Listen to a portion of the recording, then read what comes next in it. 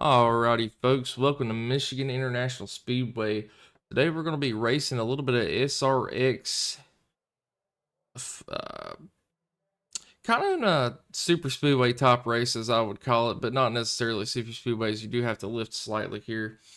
Joining me up in the booth today, we're going to have Ron Piles. Typically, we see him. What is it? Wednesday and Thursday. Yeah. Wednesday and Thursday.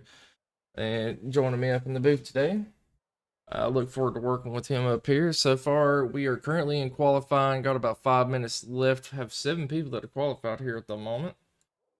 And let's see if we can go over a little bit of race info here. All right. Track length about 2 miles. The air temperature is about 100 degrees. Oh, track temperature is about 100 degrees. Air temperature is about 74, 64% humidity, and a 3-mile-an-hour wind. So, not really too bad track conditions today, wouldn't you say? Well, not too bad. It's a heat wave up north right now. Seeing that it was warmer here yesterday in West Virginia, but in Michigan, I'm sure it's still a little cooler there off the lake. So, be kind of funny to see how that plays out in the race today as well with the SRX series and cars that I can't drive. But another little note here, I was talking to Andrew a few moments ago, and it looks like he's going to let his son drive today. So hopefully things go pretty smooth for him in that aspect. Well, hey, you know what? It's a good time for people to learn, man. That's right. This may be a little tough car for him to learn. We'll see, but he might not have some of the what is this? Have some of the bad habits so far as Joey Castle, the one driving for the '98 today. And yesterday we had the women out here in the same car, same track, and they did an absolutely phenomenal job. Only, I believe, 3 or 4 cautions. So these guys are really going to step it up today and put on a show. As we are on board with Kirby Wainscott in that Tim machine, coming around to try to get his first lap complete for his qualifying attempt. And we got Matt Metler in the YouTube chat saying, "I don't know what to do with my hands." Okay, Ricky Bobby, calm down there, bud. You turn left. That's what you do with your hands. Look at that guy, in-car cam. Oh, Kirby Wainscott. Kirby's Check second that out. lap to the pole. He's gonna put that show on today. You were talking about. He said, "I hear you. We're down here. We're for it." 2 tenths faster than second place of LaPrat there. Actually, a very good lap. It looks like we're gonna hop on board with the 16 of Sam here. If my camera would quit jumping off of the one I wanted on for some reason. There we go. We got Alex Steph just coming in, so a couple late arrivals here. That may be able to put a qualifying time. Only got 3 minutes left, so you should be able to put a lap in if he opts to do so. 1, 4, 3, 2. Kirby Wainscott had a really good lap in practice, but qualifying it's still a little bit slower. Seems like he slowed down a little bit. And it kind of looks like the case for everybody. So Yeah, Sam's gonna be coming around for his first lap this time. We'll see where it puts him on the board. It's gonna be good enough for fourth so far, but in the case of Kirby Wainscott, his second lap was faster, so could be the same for the 16 here. most definitely 41.432 for Kirby and Sam posting a 41.806.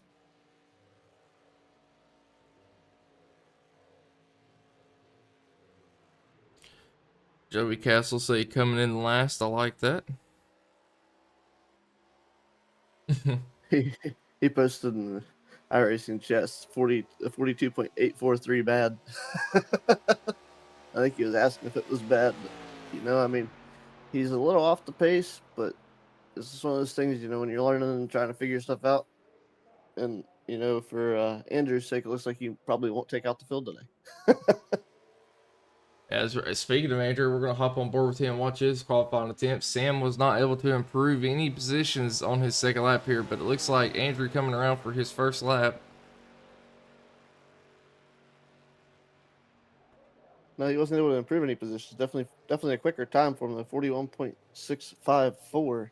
It should have been good enough for third to take Ryan Warp's spot, but he had a issue with that lap somewhere along the way, and it did not count officially. Yeah, might have got into the wall a little bit or something.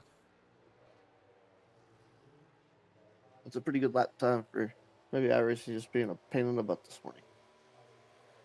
Yeah, that is very true.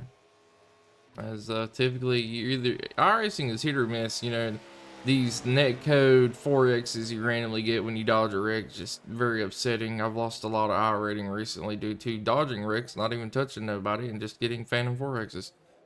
But Yeah, it that happens too. looks like Teft is going to be Second quick. second quickest here at the moment, and Alex Teft going up to eighth quickest at the moment. Both of them still working on their second lap. Let's hop on board with Alex here and watch as he's in that 43 Dinoco sponsored ride there. Can I get a Kachiga in the chat? Dinoco's mine, Kachiga, Kachiga. Anyways, Have you been asleep yet? maybe. Maybe. Yeah, you lost track. I'm just trying to let the Oh, viewers know this is the normal Dakota. yeah. Andrew Teft was not able to improve any positions, but Alex Teft jumped on up to third on the board here. So big improvement for him, and we should be getting ready to grid these things up and go racing. For 150 laps here at the Michigan International Speedway, or MIS for short.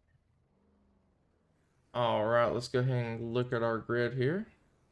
So we got Kirby Wainscott first, Andrew Teft second, Alex Teft third, Brian LaPratt fourth, Ryan Warp fifth, Sam sixth, Steve Sizemore seventh, Robert Morris eighth, Aaron Roth ninth, Mike Fudge 10th, Mike Allen 11th, Joey Castle 12th. And then we got Matt Metler rounding out the field in 13th. And do you know how to say Sam's last name? Because I do not want to butcher it, that number 16 machine. I do not. That is a question for the ages. I feel like it'd be a LeBears? Hold on. I'm gonna, if you actually pronounce it and say it, it's like say it the way it looks. It's probably Lubers. I don't know. We're just going to call him Sam because I just don't want to butcher his last name. What's going on, Smoke? Thank you for stopping by. Joey Castle said, I hope not. If I crash somebody, I'm sorry. We gotta bug Andrew for a moment. Alrighty.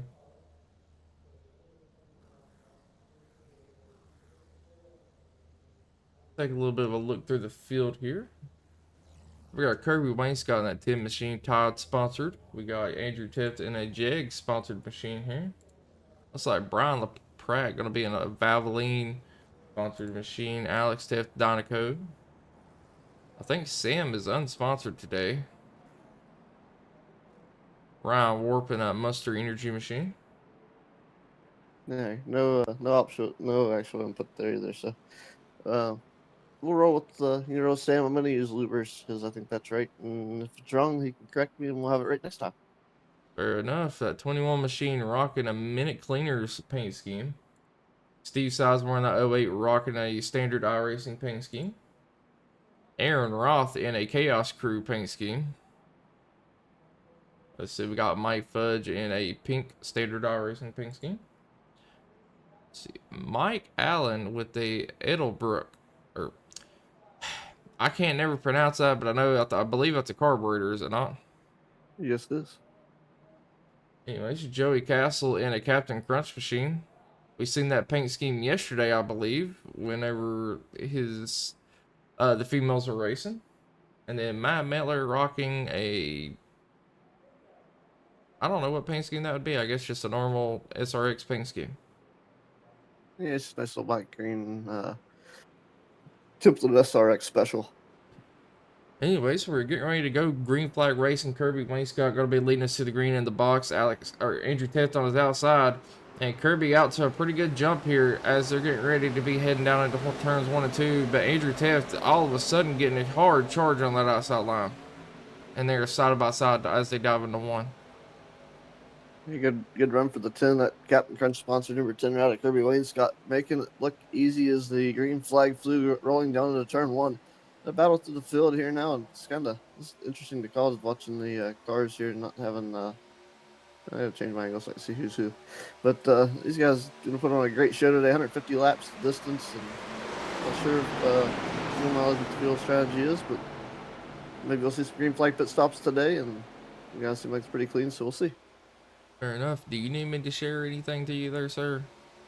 Yeah, you're good. Alrighty. And it looks like we're already getting ready to have another pass for the lead here as Wayne Scott's trying to get back around Alex Teft. Andrew Tiff did fall back on that outside line all the way back to 6, so it's looking like the outside line is not the place to be for restarts here, but I expect we will see a little bit more drafting today as these cars are able to be all over the back bumper of each other, so try to anticipate a little bit of that. As you see Alex Tiff diving down to the inside, trying to get a look at Kirby Wingscott again as they come through 3 and 4. That's the line for Ryan Warp to get caught up to Alex Teft here, so might have a potential battle for second place.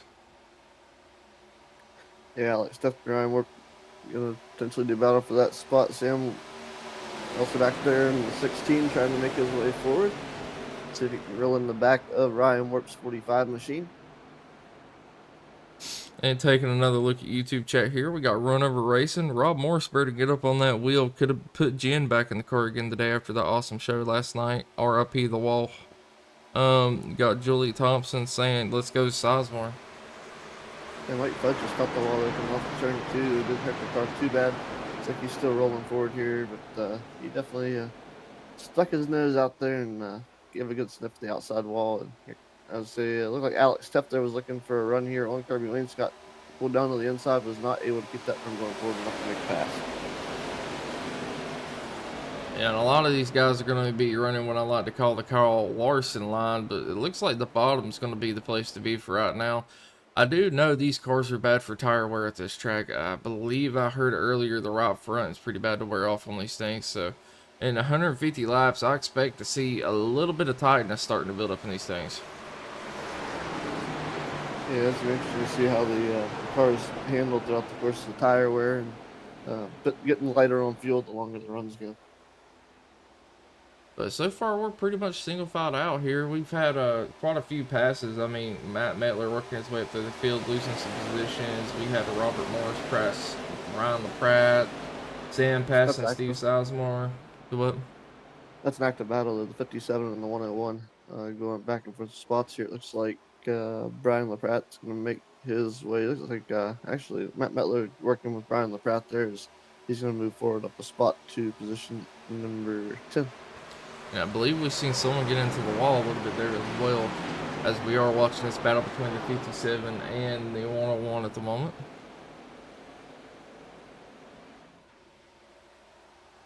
Yeah, single file except for those two at the time being, but you know it's I don't know how you guys are getting around this course. I've tried to drive these cars one time before. It's not I don't like them, or they don't like me. One or the other. We don't jive. Fair enough. As I'm on board with Robert Morrison at 21 machine, and he is working his way around Andrew Teft on that outside lane, getting a pretty good run coming down the backstretch. I think he might be able to clear him here, and he is able to do so.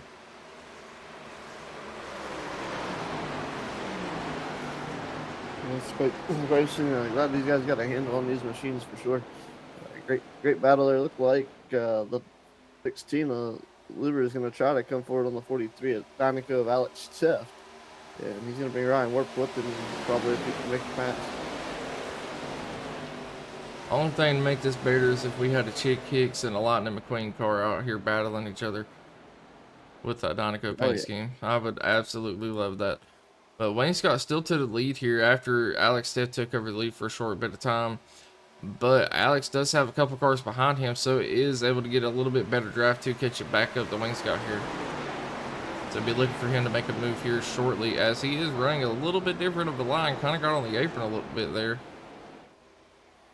And let's go back in the field again. Check on this battle back here between, I believe that is going to be the 21 and the 999 and the 57. So Robert Morris, Andrew Teft, and Aaron Roth here, as they were almost 3 wide for a moment.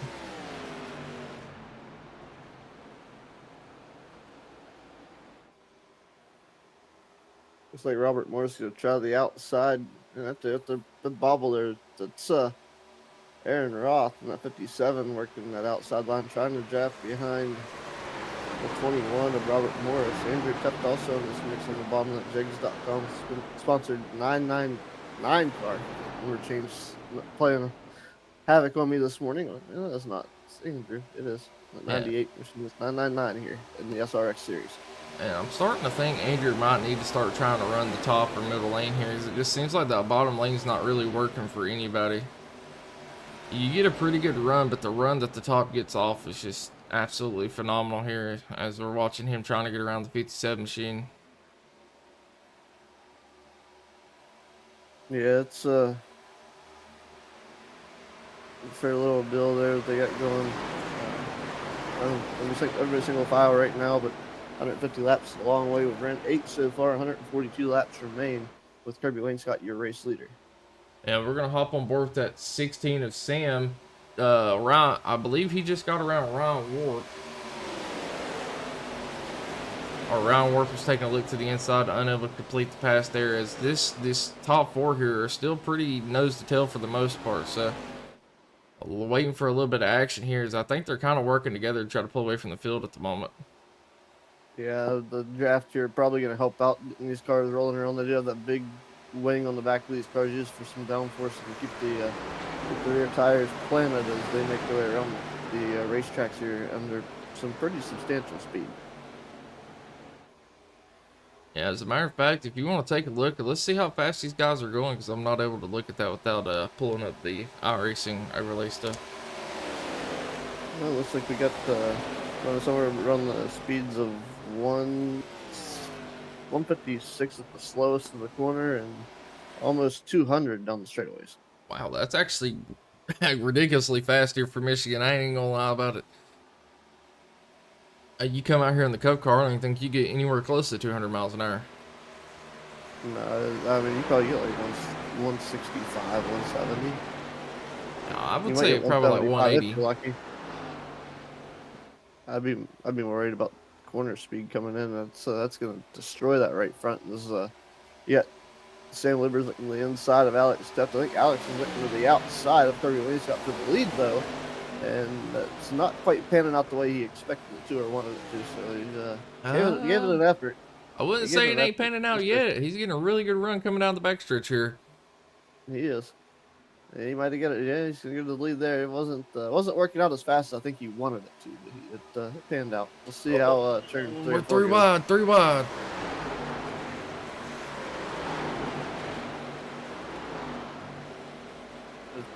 Double file back out here for the second spot, but that kind of puts Kirby Wainscott in the beneficial position here as they roll down the tri-oval into turn 1.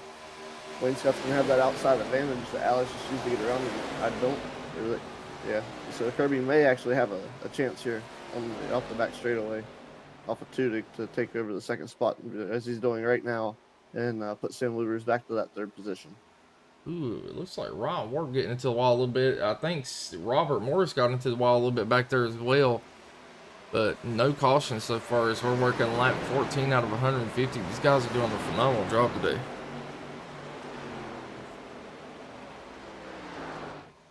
Oh, well, so far, I mean, the race is pretty interesting. We got about 2 different packs. I believe, actually 3 packs here already. What are you expecting out of these guys? You think we're going to keep it calm, cool, and collected the whole entire time? It's gonna be a little. I tell you what, I like things to stay calm and collected early, and then anything goes like the last 25 laps or so. We'll see how green flag pit stops go with these guys and what transpires here. Yeah, I'm gonna be honest. I don't even know what the fuel window is for these things, as I've never drove one. So.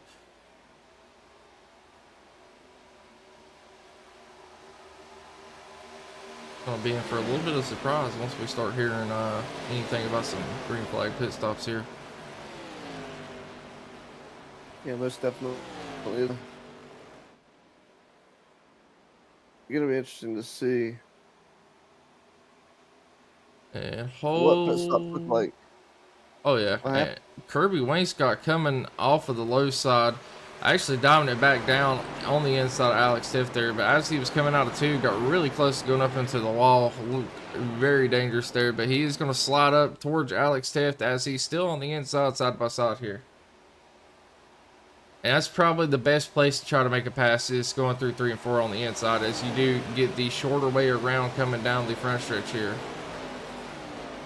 But I think Alex Teff's going to prevail here in 1 and 2, as he's going to get this really good run off of 2 as we are watching here. Well, let's go back through the field and see if we can find some more battling going on back here. Everybody's pretty spread out for the most part. As you see here, pretty much everybody's spread out here and kind of just doing their own little thing, potentially waiting for a caution. Looks like Mike Mettler might have lost the draft, as well as Robert Morris. Steve Sizemore might still have it, I'm not quite sure. Pretty close.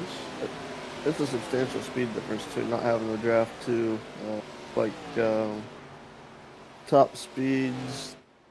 Guys that are, they go to the corner now, at like 162 at the low end, and watching Matt Mettler here, it's 159 at the lowest, but his high end's only be like 180 versus about 11 mile an hour difference between the front of the field and the guys that are single file by themselves. So I would like to kind of compare these cars like the F1 car. So if you go out here in the car tomorrow, right, that's one of the fastest cars on the iRacing service, but it's because it has hardly any downforce. The F1 car would be faster if you took the downforce off of it, right? So I think what's hindering some of these drivers is the downforce, is keeping them from being able to go and keep up with the draft as easy. So you got to be a lot more careful about kind of falling back, just like you would in an F1 car here. Yeah, most definitely. That's the biggest issue. Ooh, here we go. Alex Steff to make a pass for the lead here. Out front, the Dynaco 43 goes to the inside of Alex, or inside of Sam Livers in the 16. Livers on the outside there. Alex trying to pull that move off, and Kirby Wainscott trying to pull the draft behind him, the Captain Crunch number 10. Ooh, I heard someone hard in the wall. Sorry about that. You're good. Let's see who it was. I don't see anybody slowing down, but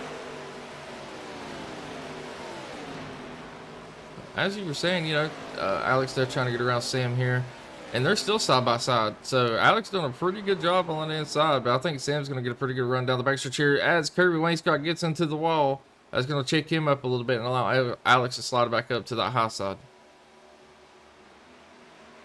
yeah, Alex was trying to make that pass to reach the first lead. Sam was going to battle back hard and not allow him to take it. So it's early, but they're leading the laps. They'll lead the most laps. Get some bonus points there, but Alex right now running in the second spot. Kirby Wainscott currently third.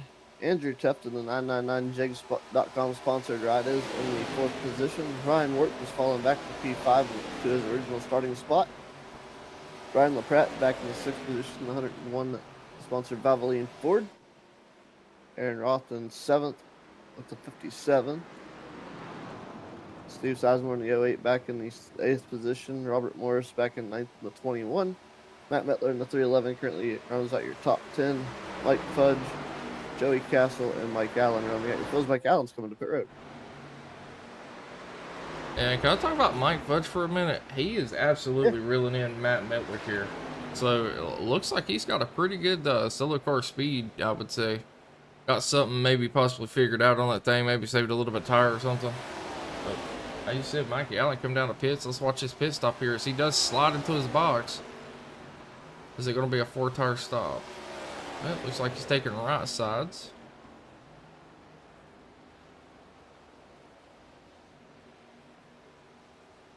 Yep, 4-tire stop for him. So potentially be looking for the leaders to be coming in anytime. So I believe Mikey Allen is the driver you mentioned that smashed the outside wall. He did have a meatball flag coming in, so I'm assuming he's had to use his faster car on this pit stop. Ah, well, that would be why I heard a shotgun go off in the background. I don't know if that translated the stream or not, guys, but it was absolutely really loud. But Sam Luger's doing a pretty good job here at the front of this thing at the moment. And it looks like Alex Teft is having a little bit of an issue trying to get caught back up to him. And Andrew Teft coming back up to fourth place, seemingly out of nowhere, as he had fell back through the pack here pretty early in this thing. Ryan Wart falling back pretty heavily there, down 2 spots in the 6th position. Looking like he might potentially go down another spot to Aaron Roth to that 57.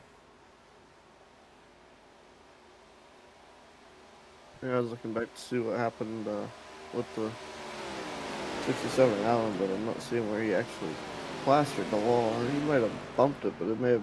These cars may be a little more sensitive than we believe here. But yeah, that is true. And it looks like Andrew Teff trying to make a move on the inside of Kirby Wainscott. Kirby gets a little loose coming out of the corner. It's going to hurt his momentum on that outside lane. And they're still going to be side by side coming into three as Andrew's going to dive it down. And that is going to give Andrew the advantage coming out of this corner as he is going to be able to run the bottom side of the front stretch. And it does look like he is able to clear Kirby Wainscott, as I think Kirby might have caught a little bit of the wall there. Now it's the battle of the brothers for second place as Andrew Teff's all over the back bumper of Alex Teff. Yeah, I was looking here, looking at Sam Luber's stretching out his lead between him and Andrew Teff as Teff takes over the second spot from his brother Alex. Alex is going to dive back to the inside.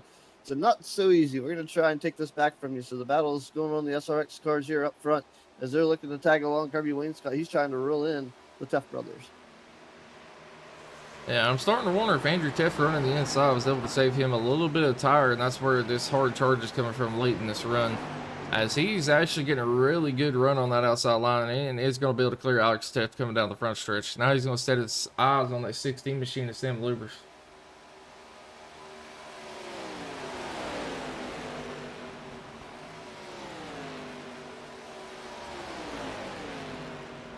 You know, it's kind of a unique day here having the SRX cars out here. We don't have Ford, Chevy, Toyota. Oh, we got contact. The 10's in the wall and he's around.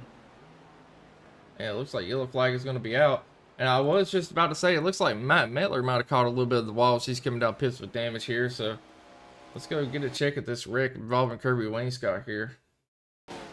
As you can see, he's coming out of turn two, gets hard into the wall, and that's just going to send him right down towards the inside wall. He locks it down and does a relatively good job of keeping it from hitting that inside wall. So minimal damage. Might be able to get that fixed without a fast repair. Yeah, unfortunately, it's a long way down the apron to the inside wall. And maybe as long as you contact the outside wall too hard, he'll be able to continue and without having to spend too much time on pit road getting that car straightened out. But it looks like he had to figure out how to hold the wheel. He definitely probably has some wheel damage on that 10 machine. Well, now that we got our first caution out, let's do go back to the live here. There we go. How many people do we think are going to go ahead and come down to pits? I'd say about all of them. Yeah, I think now's a good time to come down, get some fresh rubber, and top off that tank of fuel. We got 25 laps in the books, 125 to go here. And looking through the field, I see a little bit of damage on that 57 machine. It looks like the 08 of Steve Sizemore has a little bit of damage, potentially the 21. Kirby Wayne's got some damage. Matt Miller with a little bit of damage. So going to show how hard it is to drive these cars, and this should give a little bit more appreciation to the women that were racing yesterday and able to do such a phenomenal job. Well, they're definitely, seem to be where they made it look a little easier. The guys are, I'm not going to say that the women don't get aggressive. This might not have been the aggressiveness that they're used to, so they played it easy because they didn't want karma to bite them. I think we throw them on Daytona. Oh man, that's a nail biter for them. That would be a very fun race. Ooh, it looks like these things are hard to get in the boxes. Sam actually slides through his box. A couple other drivers, I believe Ron Warp, the 43 machine of Alex Teff, sliding through his box as well. Yeah, just a side note on that though. This is not the typical length car. Some of these guys a little challenging to get these cars on pit road in time. You're braking just right to get into your box. Looks like Mike Allen might have been a lap down, so he's staying out. He's going to get the wave around to pick up his lap back, so that'll put him back on the lead lap. And Matt Mettler, where he was able to come in, and I believe he took tires right as the caution was coming out, able to go in and get his damage fixed and come out first. Sam, even though he slid through his box, able to come out second, and quite a few other people sliding through their box. Kirby Wainscott still in the picks, potentially getting damage fixed, as I don't think he was able to get all of it fixed here. Steve Sizemore looks like he has a fresh car, so potentially got all his fixed. And at 21, working on getting a little bit more damage fixed himself.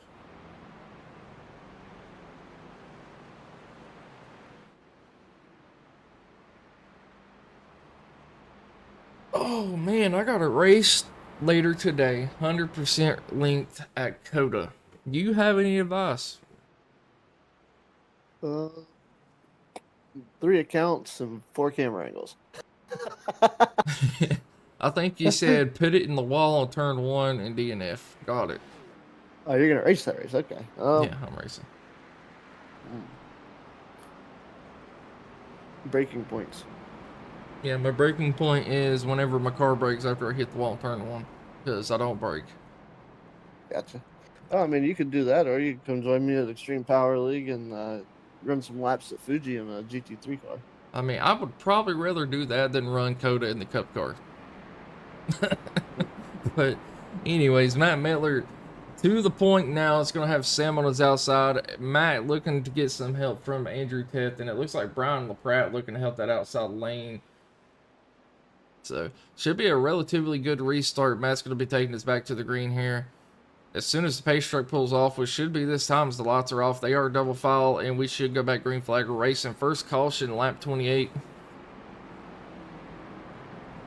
A pretty good long green flag run there. Trying to get everybody caught back up. Kirby Wainscott, Robert Morris, and Mike Allen working their way down the back straightaway into trying to catch up to the field before we get back to green flag action here as they roll into 3 now. They should get there just in time. Yeah, and I've come to realize you can definitely tell these are not the easiest cars to drive, as we're seeing a lot of people getting to the wall today. Yeah, they're a little. Go ahead. So they're a little special in that aspect. Yeah, as we are back green flag racing, Matt taking us to the green, but a really good restart from Sam on that outside lane, and we've seen how strong the outside lane is going through 1 and 2, so potential loop for him to take back over the race lead. He had a really good push there on that initial restart from Andrew Teff, but didn't really work out to keep him going forward. There's the field now going to stretch out before getting back in line. Alex Tift hard into the wall. Yeah, he might have been a little distracted there as they were rolling forward. The Ryan Warp going to look to the inside. It looked like that now Andrew Teff's going to pull down and keep him from doing so, but that's going to allow Warp to try to build some momentum here. The biggest question is, how big of a handful are these cars on cold tires? That's a good question. How about next caution we bring somebody up here and ask them a few questions about these things, man? How they're handling today. Yeah, it sounds good, because to me on cold tires on these things, I gotta slow way down. I'd be probably following Mike Fudger on the racetrack. Listen, I'm someone that likes to try to get towards the front, so I'd probably be pushing that thing and absolutely just destroy it, because I have no idea how to handle it. But we see Matt Mettler going to the outside into the wall. That's going to hurt him pretty bad there. It's going to allow for Sam to take back over the lead. We got the 101 of Brian LaPratt trying to get around him on the inside as well. Should have a little bit better momentum, and holy, what happened back there? Looked like Andrew Teth making a really big move as he slid way up the track right in front of Ryan Warp. Almost an incident there, but they were able to keep it straight and green. It was really a huge move he was trying to perform there, and it didn't quite go as planned. But he's when you're in something, you don't usually spend a lot of time driving. You gotta try things every now and again, and hope that something works and you find something and be able to do something with it. But see here, it looks like Mettler in the wall again. Able to keep it back off though. You ever seen that movie Gran Turismo? Matt said the line isn't optimal. Huh. I got you. We do got a YouTube chat. Let's see. Let's go Ryan Warp from Mr. Steve. And we got Tony here saying they are too easy to drive and just really tight. So from what I'm gathering up, I needed to keep the pedal down a little harder. I mean, I have heard that chicken foot in the car does cause a few issues there, so we have a little bit of a battle going on here as we were potentially looking at a 3-wide moment. Andrew Teft diving it down to the inside, trying to get around Matt Mettler here, but Mettler going to have the help of the 57 of Aaron Roth.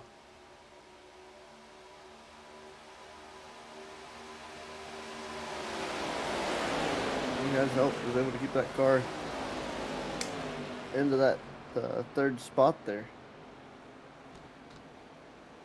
Sam Lubers and Brian LaPratt trying to get away from this field. They're looking for any kind of benefit that they can to take over the race here and maintain control and try to be able to control the pace of this race. Yeah, I don't know if you caught that down the backstretch, but Alex Tift was giving Andrew Tift the business end of that push there as he got a little, it looked like he got a little We're 3 squirrely. wide for the trial. So there was a 3 wide battle. It was Alex Tift and the 08 of Steve Sizemore and the 45 of Ryan Warp. And did you see Steve Sizemore slide up there in front of Ryan Warp? Barely. I think you could have fit a piece of paper between them two. Well, I think he did a hair check there as they rolled to the corner. Oh man, that was wild. Now we're still side by side trying to battle it out for this third place as Andrew Tift's still trying to work his way around Matt Metler using the apron. It is going to cost him a little bit of speed as he got kind of loose. Now we're back 3 wide coming through the trioval. That's going to be Matt Metler, Andrew Tift, and I believe Steve Sizemore in the 08 machine. Andrew with no help, so he is going to fall back, but it's still going to be a pretty good battle here between the 08 and 311. So they got a lot of good battling going on here. 5, 6 cars real tight under that blanket to be able to put on a great show. Everybody wants to advance forward here, and it's not working. It's working good for some, but not for others. And I got a feeling if they keep battling like this, it's going to allow for Sam and Brown to be able to save their tires, potentially pull away late in this run.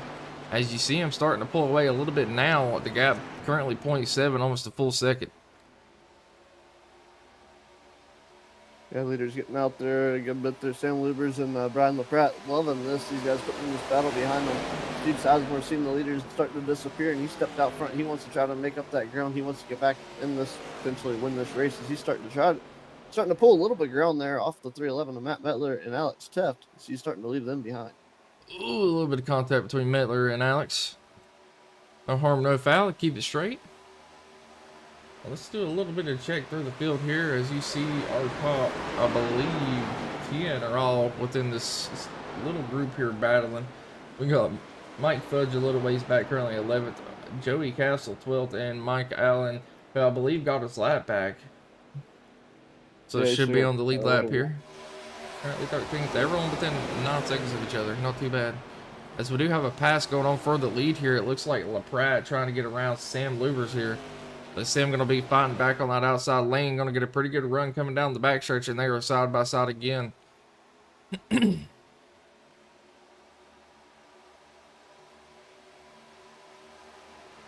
Metler going to look to the inside of Alex Tift. Strong dive off into the corner. And he's going to try. Oh, man, there comes Tift back to the outside. Down to 43, making a run here. Going to get that position back. So he uses the momentum to his advantage off the top of the racetrack. To the trioval we go. Steve Sizemore hanging on to the third spot. But Alex Tift going to manually take the 4th position. We'll take a look here at Matt Metler. Now under fire from Aaron Roth on the outside. Aaron Roth is going to try to use the same line 43 at Tift. He's not going to be able to pull down in front of the 311, so he's going to try to do a 2-for-1 here so he can get the momentum off the back, turn 2 down the back straightaway. Aaron Roth going to take over position number 4 too. We got a 2 for there. We'll see if he's able to hang on to it as he rolls to turn number 3. Yeah, I've been keeping a check up here on our leaders. They've switched positions, I'd say a good 2 or 3 times here as they both keep diving it down to the inside and the other one just goes around on the outside. But they've kind of doing that. They've let the pack get caught back up to them as that gap is just completely dissipated. But now we've got Steve Sizemore looking, getting pretty close, looking to potentially take over the 2nd or 1st spot here. Yeah, great battles on the racetrack here as we're rolling about not quite to halfway yet. We're on lap 38, working lap 38 with 112 laps to go. So the drivers definitely racing pretty hard here early, and I don't think there's a deciding factor that's going to put one or the other in the advantage for a race win just yet, but they're definitely racing like it would. So I am looking at YouTube chat. I do see I was practicing to do this race, but babysitter bailed on me all over the brake, but I saw the way it actually tried to get loose and didn't work. Well, interesting. And so, we got a little bit of a 3 wide battle there It looks like they were able to get that sorted out relatively quick, as it looks like Aaron Roth is going to be the main advantage there. But that is going to leave Steve Sizemore and Alex Tiff side by side, so that is going to give the third place to Aaron Roth.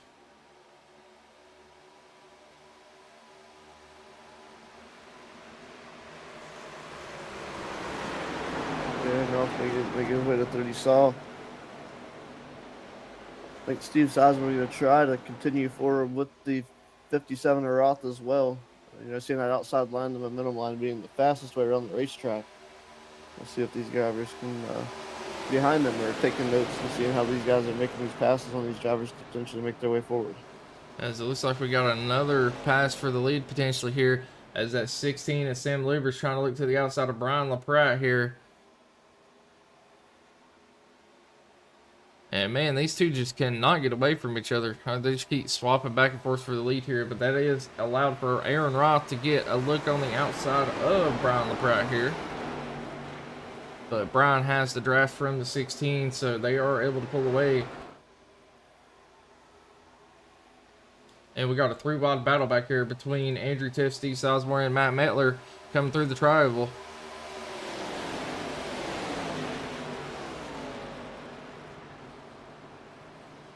Yeah, looks like Andrew Tiff going to take control of the fifth position. Steve Sizemore hangs on to 6. Is Matt Metler going to move around the outside? He's going to take the 6-spot dicey move there. He drives under Andrew Tiff. Doesn't want to kill the momentum. He's going to take over the 5th position for the time being. And here comes Andrew. He's going to drive down the racetrack, try to pick up some momentum on the dive bomb move, and see if he can take over that position back from Matt Metler. So side-by-side battle is rolling here. Steve Sizemore is going to fall back behind Kirby Wainscott, takes over the 7th spot. Metler, they touch. They're able to keep going. Metler's hanging on to the outside. Metler's saying, I'm still here. Tried to do a little bit of a slide drive, Andrew, with a nice crossover. Matt was like, nah, let him know I'm still here. Here we go. But it does seem like Tiff's, using that inside line, able to save a little bit of tire or something. It seems like it's actually paying off for him on the longer runs, just not the good speed that he wants early. Yeah, you can get a lot of speed here. We've seen these drivers create speed off the corners from the center to the exit, and to be able to pick up a little more speed down the straightaways. So they've definitely shown that they can do that. It's going to be interesting to see how the end of this race plays out, seeing if they've been able to draw that speed off the turn forward. Yeah, and also I'm looking at Matt Metler a little bit here. I still believe he has a little bit of damage on the front of that car, potentially even damage on the right front. I've been watching him. Maybe that's just the way the car looks.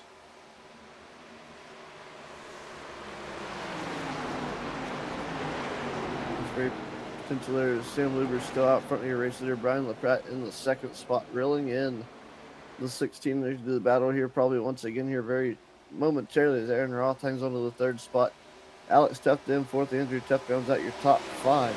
Kirby Williams got in the 6th spot. Matt Metler hanging on to 7th for the time being. And, Metler lost a lot of ground there after him and Andrew Tiff made contact, so hopefully it didn't hurt that car very much. Andrew Tiff seems to be a little unfazed by that 999 Jegs machine, still rolling forward in the 5th spot. Yeah, so far our biggest mover of the day is going to be Aaron Roth, currently sitting P3 up 6 positions. Our leader is up 5. Matt Metler up 6th and 7th, and I believe Brian LaPratte is going to be up 2 spots, currently 2nd.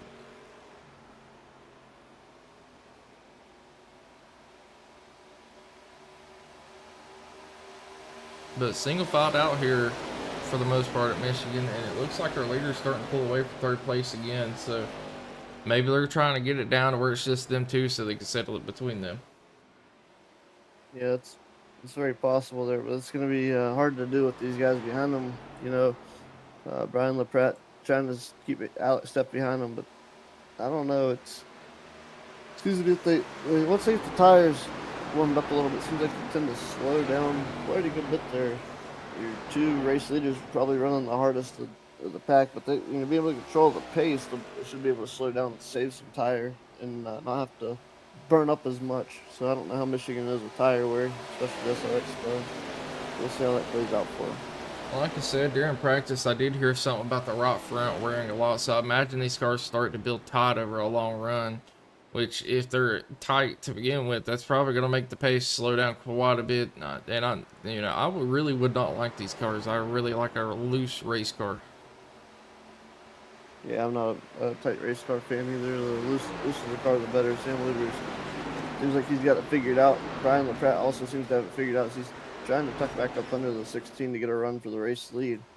Alex Steff's still out there by himself trying to run down LaPratt and Luber, so we'll see how many laps it takes him to run them down, or if Brian LaPratt or Luber can get the battle back and forth, and maybe it'll allow Alex Steff to find his way back into the mix. Yeah, I'm not sure what happened to Steve Sizemore here, as he did pull down into the pits and then looks like he got towed the rest of the way. Not quite sure if something happened there or not.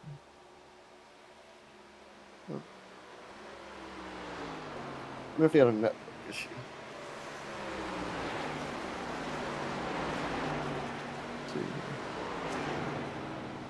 Take a look back here. Aaron Roth getting. Looks like it's about to be a battle for this fourth place spot between Aaron Roth and Andrew Teft while he's checking on that. Looks like Kirby Wainscott pulling up with them as well, so potentially a three-way battle for this fourth place spot.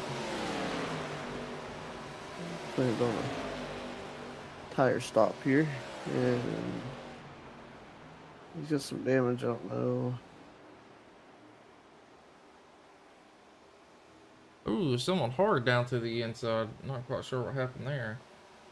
Looks like Mike Allen. We're gonna do this the old-fashioned way and take a rewind and go check and see what happened. Looks like he was coming out of two leaders behind him here. He's turning real hard. It's super tight and just gets down out of the way. Looks like he had a little bit of a push.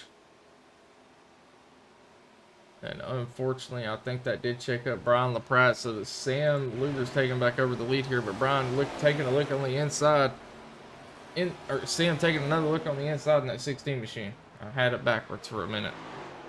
I'd say Steve's got some substantial damage. He's having fixed down here. He had a 4-tire stop, but he's gonna have to get some damage fixed on that number 08 machine. He has not left the loaded up, but we'll see how it plays out here for him going forward. Looks like he's hanging out on pit road for an extended stop. Looks like Mike Fudge down to pits as well. Mike Allen down here getting tires. A couple other people. Potentially seeing some green flag pit stops along with getting a little bit of damage fixed, but still a relatively good battle up here. Even after the lapped car did check up the leaders a little bit, which did allow for Alex Steff to get caught up, but not quite sure if he's going to have enough drafters. You see him get into the wall a little bit. They're getting a little tight out of two. It does look like Andrew Teft was able to, and Kirby Wainscott was able to get around Aaron Roth here. Them two are working together trying to get caught up to our leaders.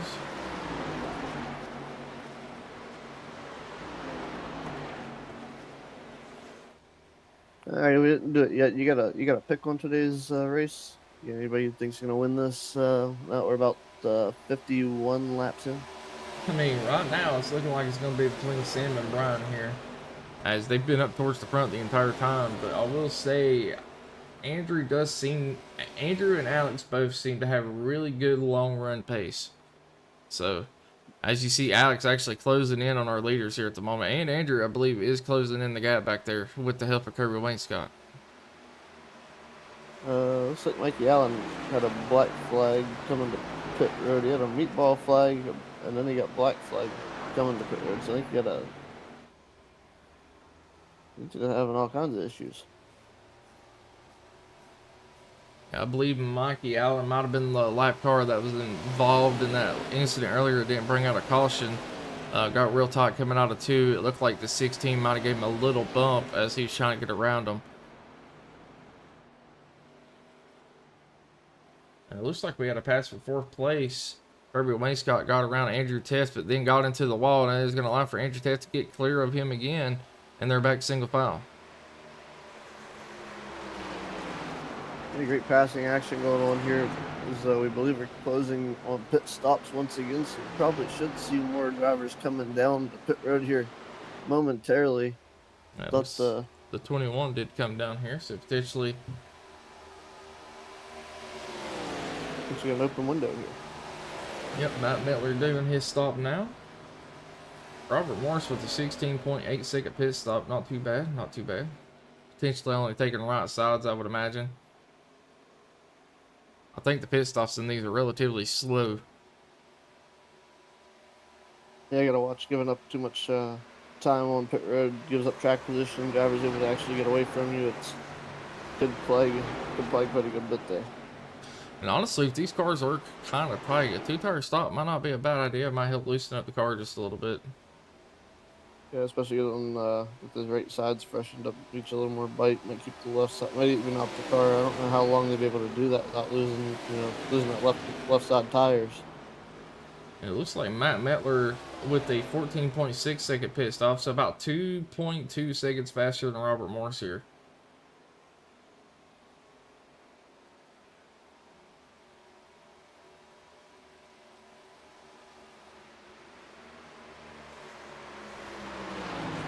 Maybe a couple of people coming in a little early trying to get an advantage, see if they can make up some ground on a couple of these drivers, as we still got 7 drivers left to pit.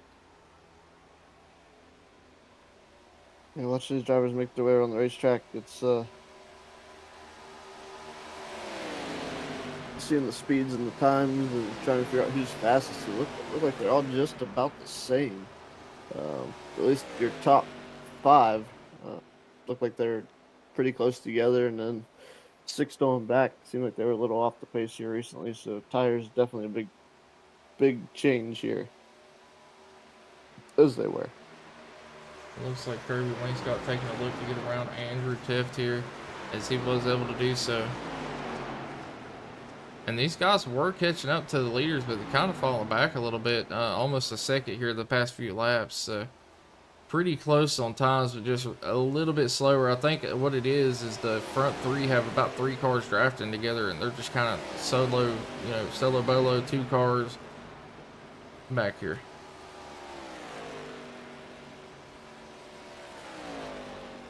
Yeah, I'm going to go ahead and say my pick to win this race is probably Kirby Wainscott.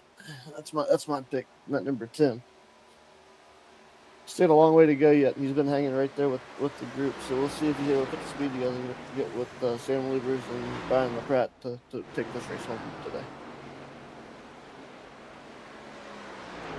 It looked like Andrew Tiff tried to take a look at the insider. Kirby Wainscott got down on the apron, potentially hurt his run a little bit. I believe that is Matt Mittler behind him. Yeah, he's currently in the 8th spot, gonna be a lap down, but just still, like I said, the start drivers have to make pit stops. So as they do that, he may be able to get back to the lead lap and make something happen here.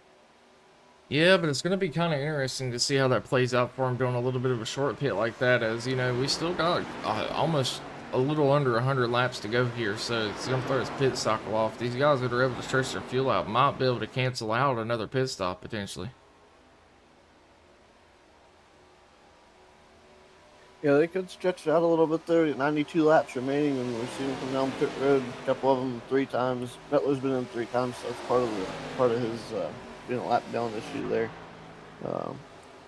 so far in this race. So, but everybody else has to come in. Lubers, LaPratt, Teft, Tefts, Aaron Roth, Ryan Warp have all only been down for 1 stop so far, so they still got to come in for their second pit stop.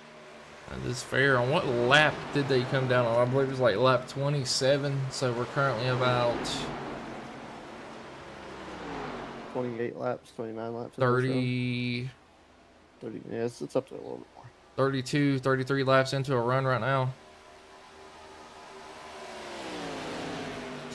Sorry, I ain't done math in a little while since I've been in school, so my math's a little slow compared to what it used to be, but I believe we're working about 33 laps now on the fuel window.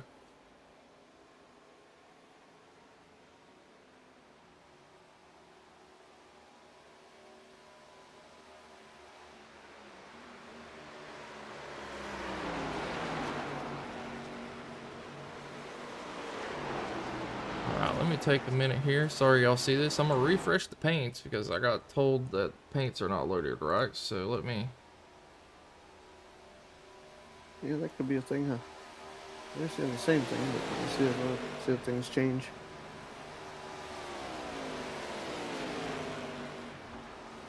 Let me refresh everything right quick. Yeah, the Matt Metler's in a different 311 car. Oh, was he the one that? Oh, he Metler just all F forward to keep a caution from coming out. See if we can get a look at what happened here. Try to rewind it a little bit because it's not popping up on my. All right, coming through 1 and 2. Looks like he might have got a little tight. Come up and hit the wall, and it's gonna send him whoa hard around.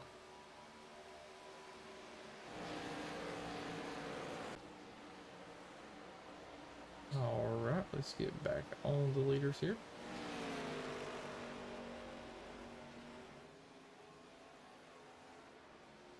So we had our first casualty of the day as Matt Metler goes holler side. And it's going to give potentially Mike Allen and Steve Sizemore, if they were able to get their damage repaired, a chance to get another spot gained back here, as they were several laps down at the moment. Yeah, they got a chance, but it's just a matter of getting back there and getting everything taken care of and getting back up to speed and coming back around. They're gonna make up 11 laps for Mikey Allen to take that spot away, and Steve Sizemore has to make up 13 laps to get that spot back. So they've still got plenty of time to do so. They just got to get those cars back out there. Yeah, not quite sure what happened to Andrew Tift and Kirby Wainscott here, but they've fallen 3 seconds back in the past 6-7 laps here.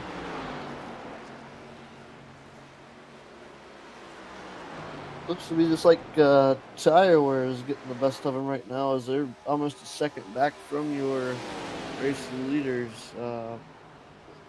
Last lap times as they came around the racetrack.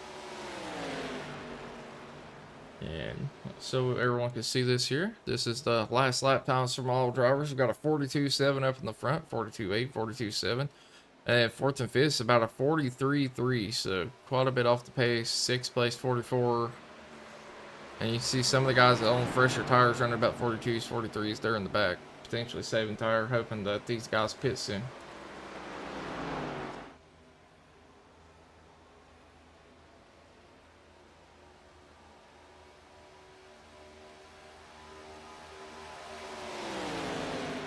Well, we should be hitting almost halfway, I believe, whenever we get about 10 more laps here. Yeah, we're pretty close. There will be watching to see the last pass made on the racetrack. Joey Castle got our own Matt Metler, but that was pretty much Robert Morris, Mike Fudge, and Joey Castle making that pass to take over that spot to put Matt Metler back in the 11th position after he parked his car on the hallway. Yeah, we're currently working as they cross the line here, about 39 laps on the taking fuel. So potentially looking to go 40 plus laps here. The cars might have a little bit bigger tank than I thought they did, honestly. Yeah, it's either that or they just don't quite consume the fuel as much as we anticipate them to do at the speeds that they're running. Yeah, that is very true.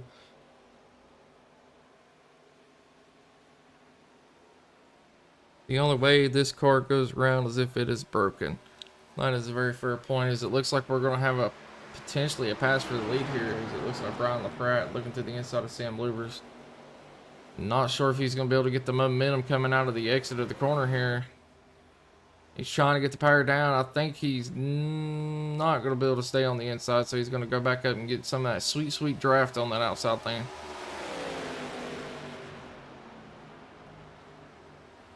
You look at that draft, try to make his way around for that pass.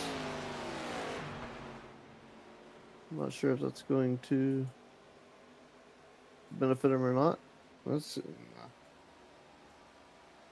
see what the track temperature looks like after the drivers got rolling here. Looks like 105-degree track temperature right now, so getting a little bit warmer out there today. May have been the result of Matt Metler losing control of his car. Was it the car or was it the hot head? Could be a little bit of both.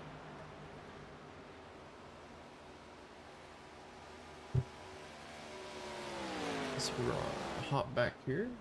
Check through the field. Brian LaPratt second, Sam Lubers first, Alex Stepp third.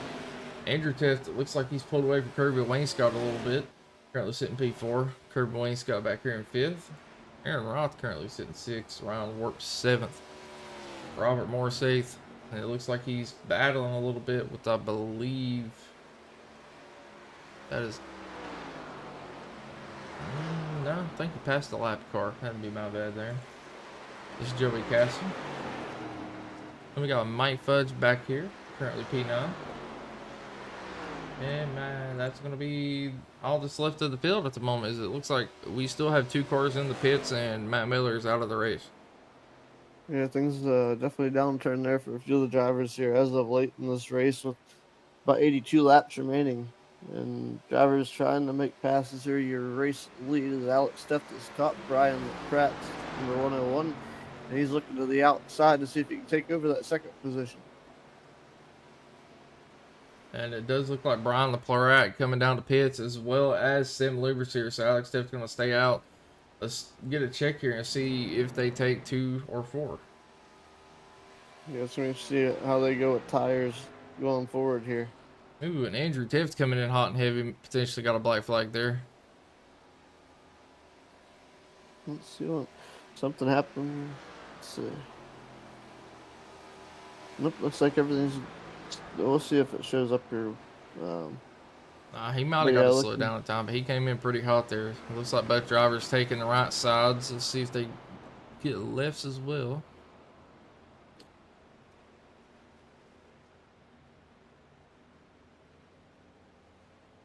And they do. Meanwhile, up front, Alex Steff now coming down pit road. We'll see what his strategy is when he comes down to get service this time.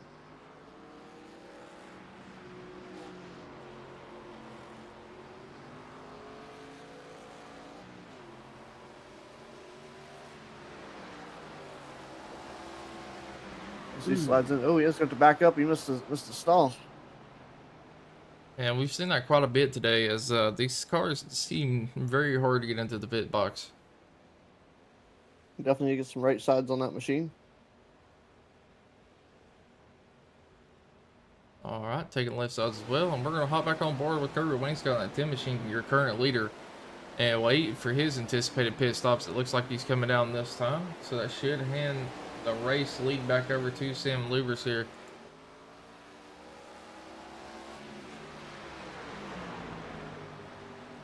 See Alex Tick coming off pits. Might be able to get attached to the back of them fellers. Not quite sure here.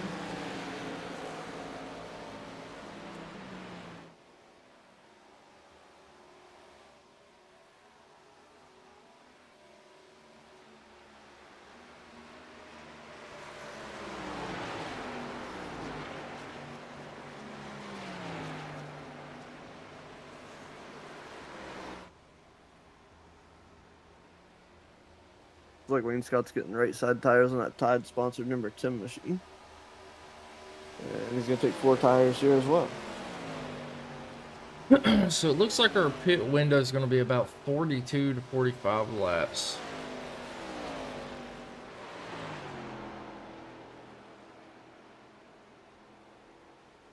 So potentially, or not potentially, we should have at least one more pit stop before the end of this race. As I believe we have about 78 laps left currently.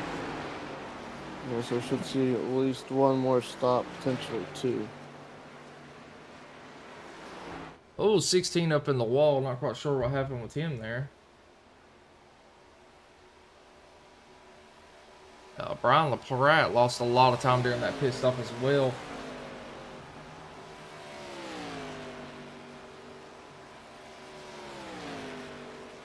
As the whole field is completely spread out from each other. Other than, I believe, Sam trying to get around this lap car here, which would be Mike Fudge in that 2 machine.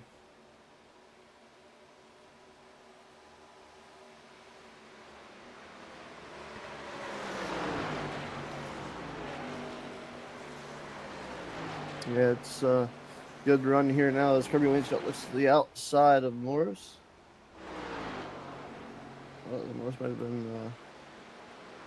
I went to battle for position there as Wainscott made a move there. And man, Sam's having a little bit of issue getting around Mike Fudge in that 2 machine. Just like Mike is actually getting relatively good speed on that inside line. It might not be a bad idea for Sam to try to use a little bit of that draft and push him. Get a little farther away from Alex Tift here. Oh, they make a little bit of contact. It's you gotta be a little careful though. Luber's having the race lead. Alex steps back there a little bit, so a mistake could be costly for momentum.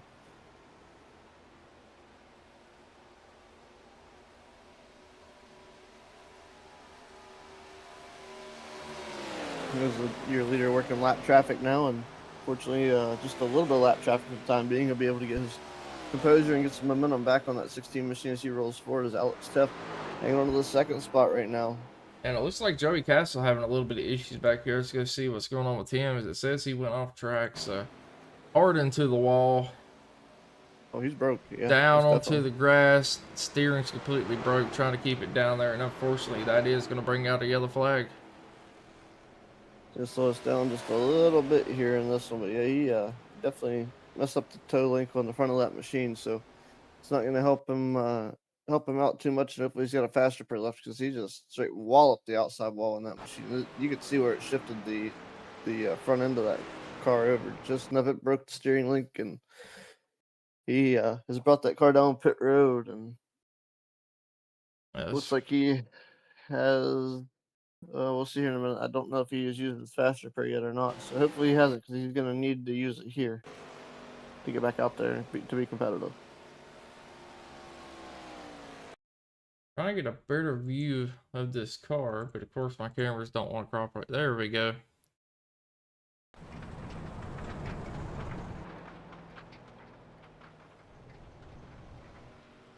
Back to the live side of things here. Yeah, I believe Joey had a faster pair to use, and he's gonna get that taken care of and rejoin the field. Yeah, but that should put the 2 car of Mike Fudge as the lucky dog here, who just went a lap down. So you're gonna put 9 cars back on the lead lap, I believe.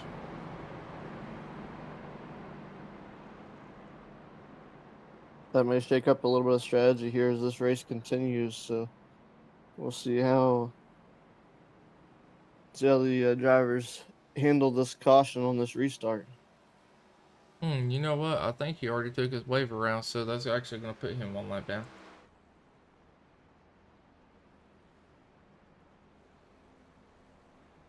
Interesting strategy out of our 2 leaders here to not come down pits, as they probably are thinking that they're going to have to pit anyways. So.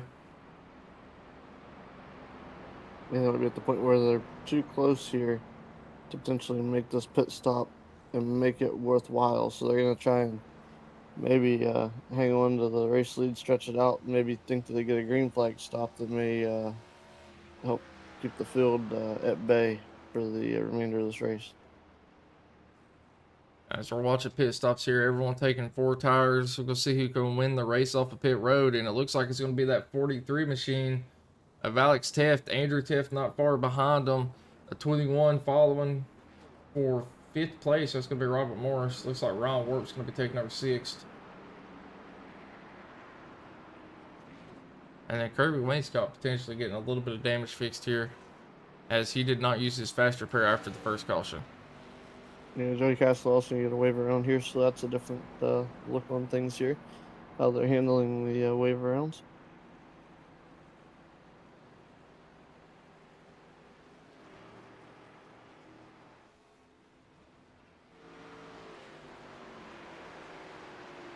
Could potentially even wave him around, get him back on the lead lap, so everyone has a shot here.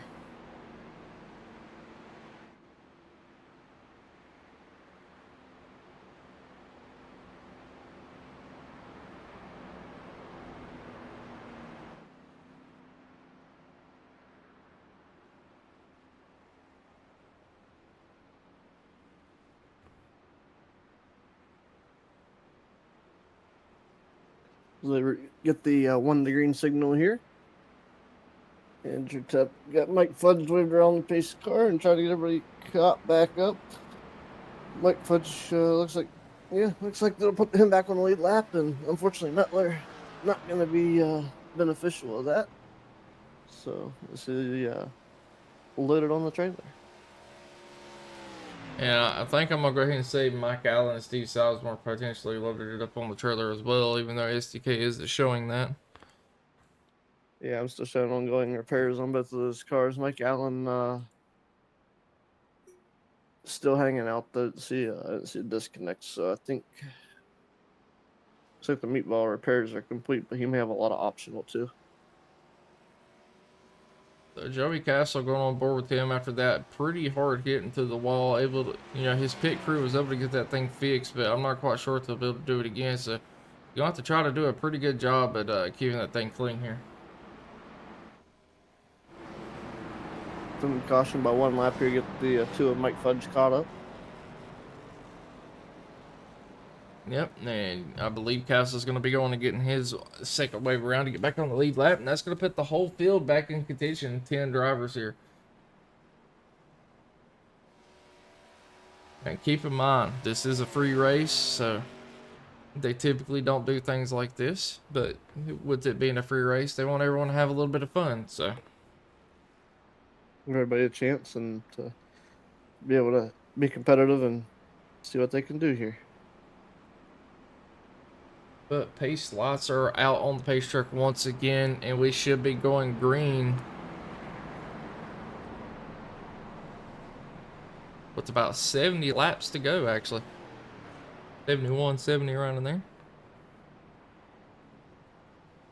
Yeah, I'm out. Let's go number 57, Roth. I appreciate you for stopping by here.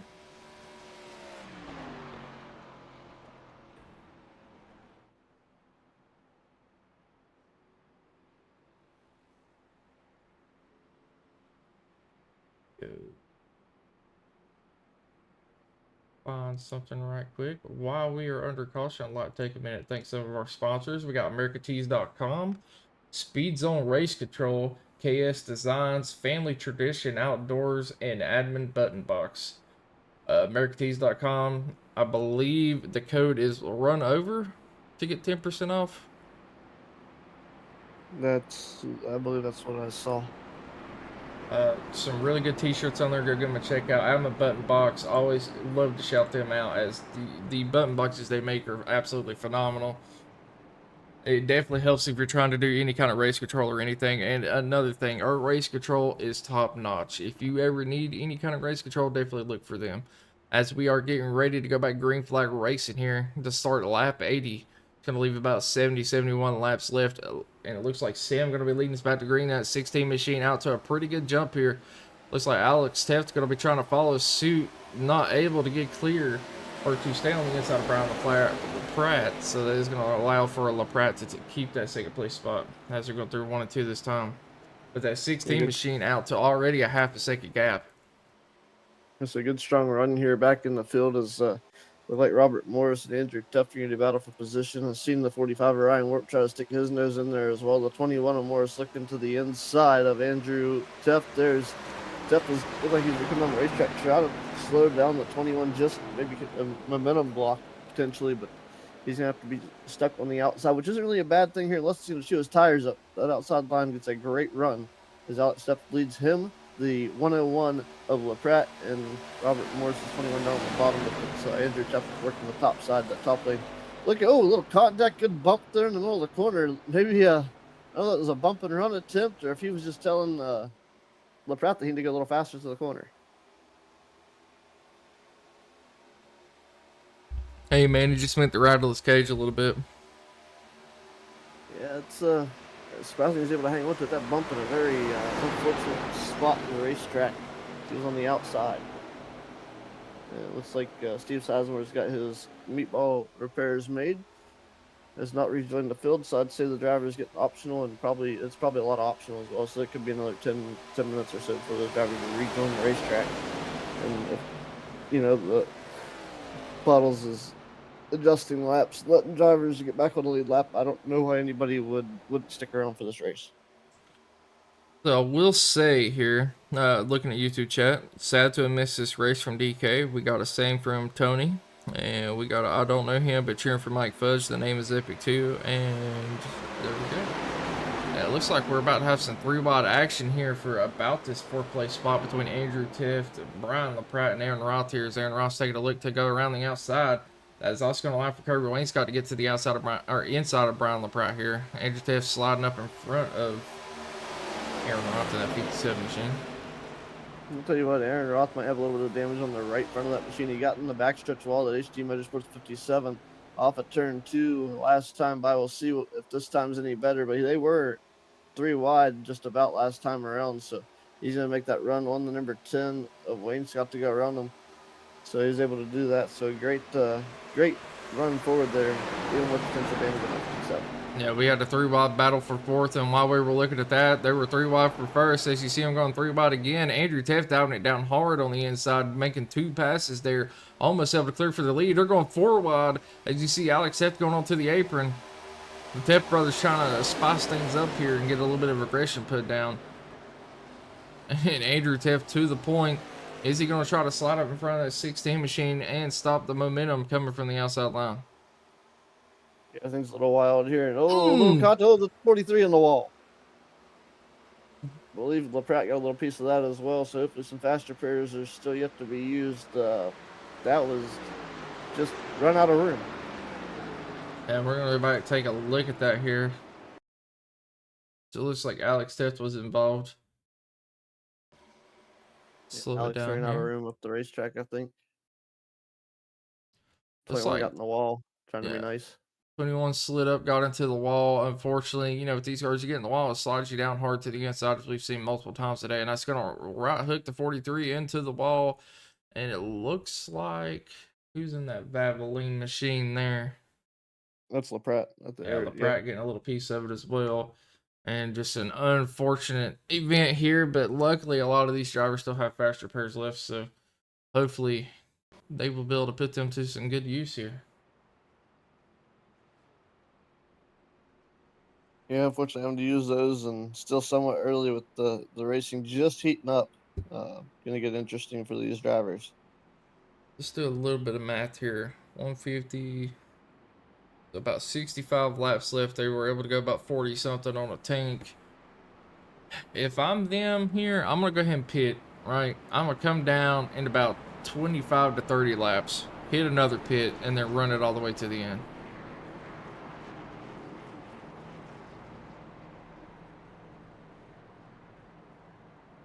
But then you got to run into the issue of what if there's a caution, right?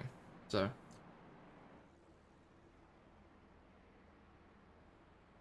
Oh. That 16 machine who didn't pit under the last caution opting to stay out yet again here. He must think he might have enough fuel to make it.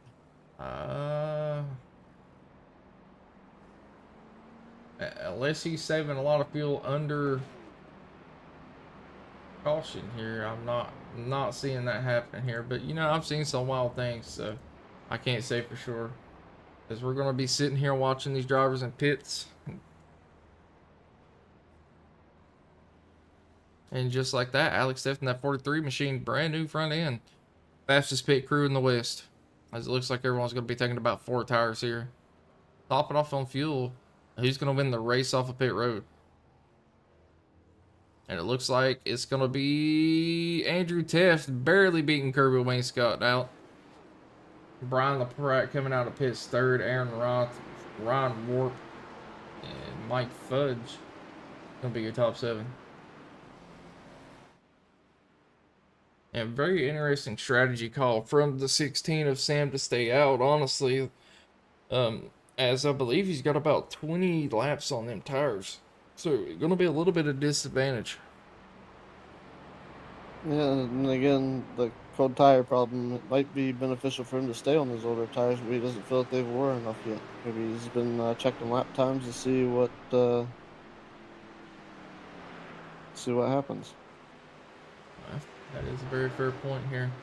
So, let's see. Let's bring somebody up here real quick while we got a little bit of time. Let's bring the owner of the league up here, Andrew Tift. How about that? There we go. What's up, Andrew? It's Coda and Ron up in the booth. You got a copy? I got you. Man, walk us through how your race is going and how these cars feel today. Pretty tight overall. I think we're all shifting in the corners to try to get some more cut. Got about 42 laps here. First run was pretty good. Second run, I had a little bit of front damage. Tried to give Sam a little bump on that restart to help him get up to speed, and I think it broke something in the front. So it's pretty slow that run, but I think we got it back in good shape here. Yeah, with Sam staying out the past 2 cautions, do you think you're going to be able to get around him here on this restart? I'm kind of surprised. We got a lot of tire sets. I'm not sure what his strategy is. I've still got, I think, 3 full sets myself, and we've come in the last couple times. The tires do wear pretty fast. I think I was, let me see what I was at. I was already at 96 in the right front just after a couple laps, so we'll have to see. Not sure. All right, last question for you here. If you had to make a 2-tire strategy call, do you think you would be willing to take it? Do you think that'd help loosen the car up a little bit? Maybe. Got about 42 laps of fuel and 62 or 64, coming to 63 laps left, so 20 laps 20 laps feels like a long Long time on time. tires. Sorry, Yeah. getting going here. Didn't realize. Yeah, fair enough. Anyways, good You're luck, going- sir. Yep, thanks guys. Hey, Alrighty. sorry I didn't give you a chance to ask questions there. I didn't realize we were getting ready to go back green. Yeah, no, you're good. It's quick here. It comes up on you fast, and you let them get their pit stop situated and get them up here, and then you got it's quick. You got to get them to go back. So Sam Luber's taking control of the race restart, and looks like Andrew didn't realize he was getting ready to go green, but he's definitely showed otherwise on the racetrack as he makes a pass to go around Kirby Wainscott, take over the second spot. Wainscott holds third. Here comes Aaron Roth, potentially gonna make a pass on that Tide machine as well. Yeah, and as he mentioned, he had a little bit of damage earlier. I don't know if y'all were able to see it on the broadcast, but his front bumper was kind of bowed up in a V shape. So now that splitter is actually more down at the ground, he's going to be able to draft a little bit better and potentially actually get a run at the lead here. So as you see him closing in on earlier. Yeah, watching Robert Morris made a pass on Mike Fudge. He's going to take a look to the inside of Brian LaPratte here. But as we know, the inside is usually not the place to make the pass. We'll see if LaPratte holds strong momentum on the outside, and he will. LaPratte hangs on to position number 7. Yeah, Mike Fudge almost hardened to the wall again. He's got to be very careful about that. Yeah, Ryan Warp and Aaron Roth now doing battle for position number 4 and 5. Alex Stepp watching that battle in front of him unfold as they're still side by side as they work their way off of turn 4 down the front stretch of the tri-oval. Yep, it looks like Andrew Teth, Kirby Wainscott going to take a look to the inside of a race leader of Sam Lucas here. Andrew on a lot fresher tires should be able to keep the momentum going through the corner. As you see, he should be able to slide in front of that 16 and block that little bit of a run he's going to have on the outside. Kirby Wainscott going to, real close there as we got 2 or 3 cars into the wall. And just like that. Oh, go ahead. We'll say it's kind of very formal drivers to kind of, as you're following somebody, you try not to make the same mistakes they do, but it's almost coincidence. You see them get the wall, you try to run your own lane, but if you watch where somebody else goes, you pretty much might end up there yourself. Yeah, I don't know how many times I've been behind somebody and I'm like, oh, they're about to hit the wall. And I'm like, oh, I should be fine. And the next time I slap it too. And I'm just like, dang, that's embarrassing. But it does happen. It's like an Airstream. If they do it, you're definitely going to do it. It's not, it's just coincidence. I have it. Well, you're trying to follow behind them to keep that draft, right? So that's part of it too. The dirty air kind of suck you up there as well, especially with these cars already being tight. If you got the guy in front of you going towards the wall, you know, you're probably carrying a little bit more speed than him through the corner with the draft. And that's probably what it has to do with as well. But Sam Luber's doing pretty good on old tires. Even though he's stuck on the inside, got a whole train of cars on the outside, probably looking to lose a lot of positions here. But I'm imagining he's planning on another caution or doing a little bit of a short pit here.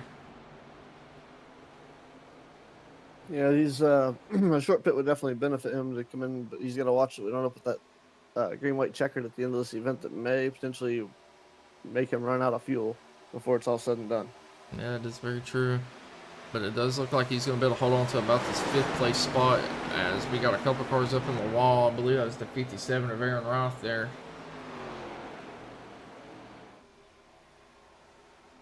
Yeah, Roth currently running that third spot. Kirby Wainscott's taking over the second spot here. Let's see if he's able to capitalize on Andrew Tepp. Sam Luber's back in the fourth position. Looks like Roth's going to step to the outside, try to get that run on the 10 of Wayne Scott. We'll see if he's able to do so. Looks like Wayne Scott was going to come up and shut the door. He's going to make the Cats Creations go to the inside, but that's not going to happen. The Sam Luber's going to dive on that move first. He'll try to get back to the third spot and try to make a move on the tied number 10 of Wayne Scott.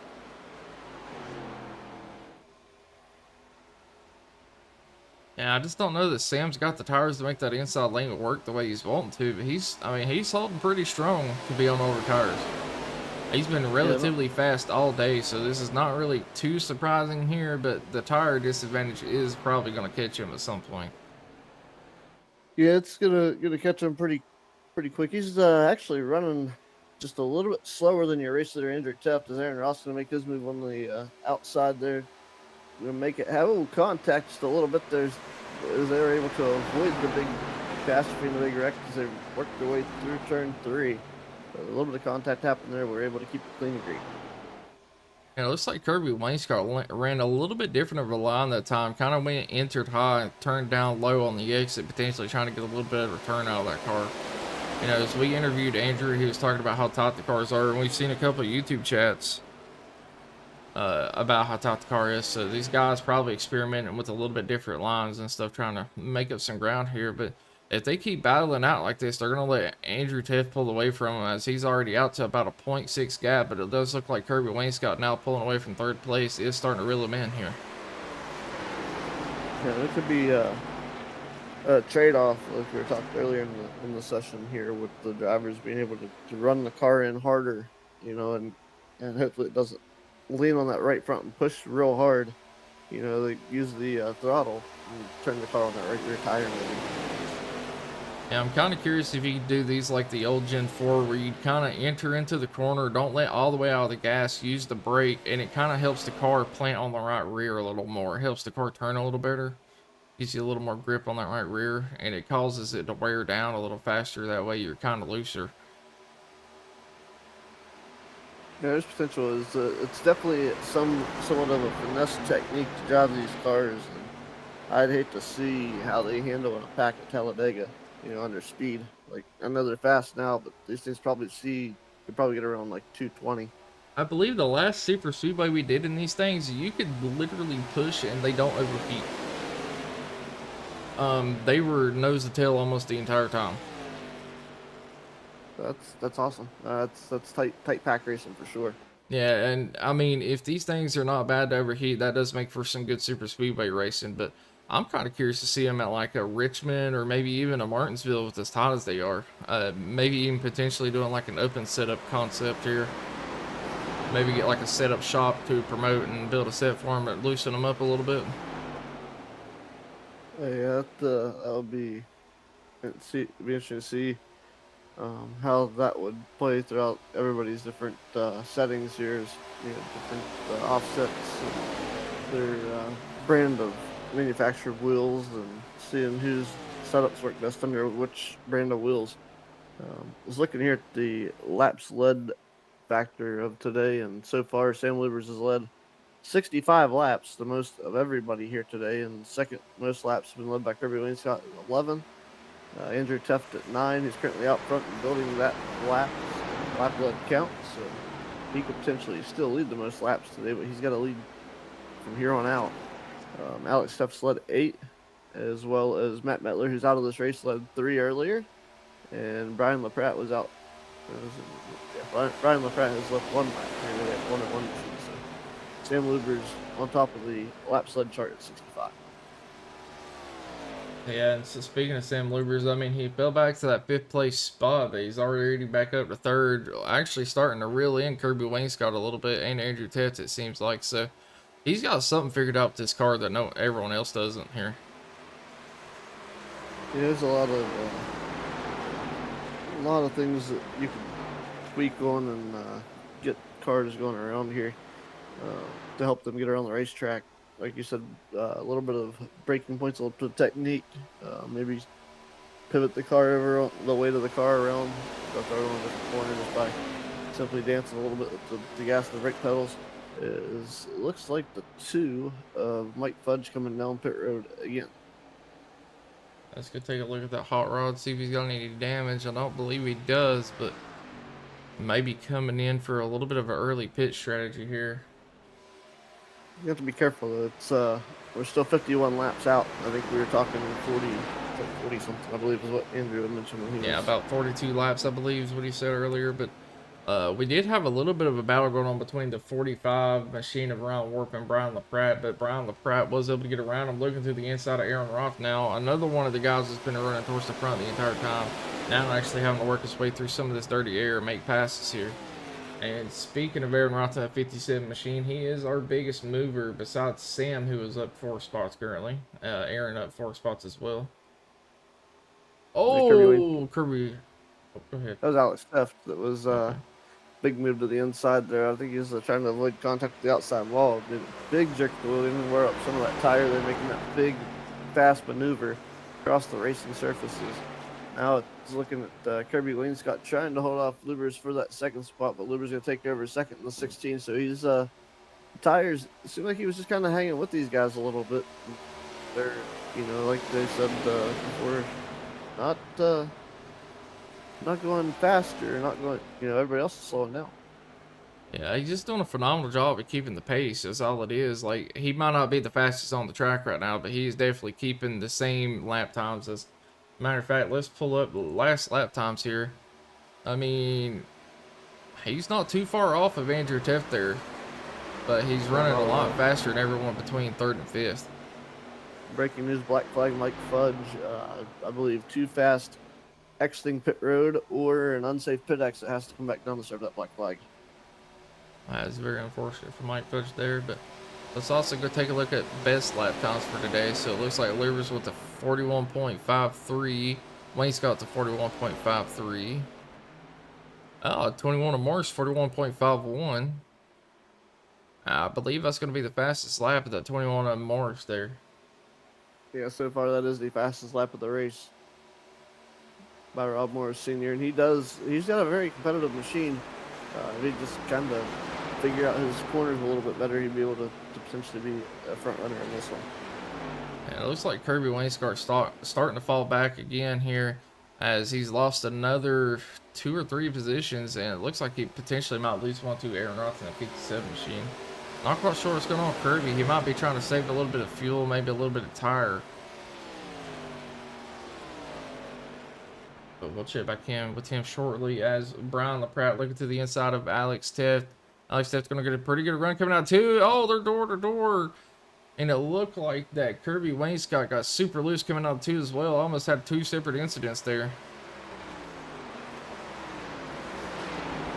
It would have been interesting to see how that would have played out if it would have actually happened, with all these drivers currently trying to figure out pit strategies and get situated on the racetrack.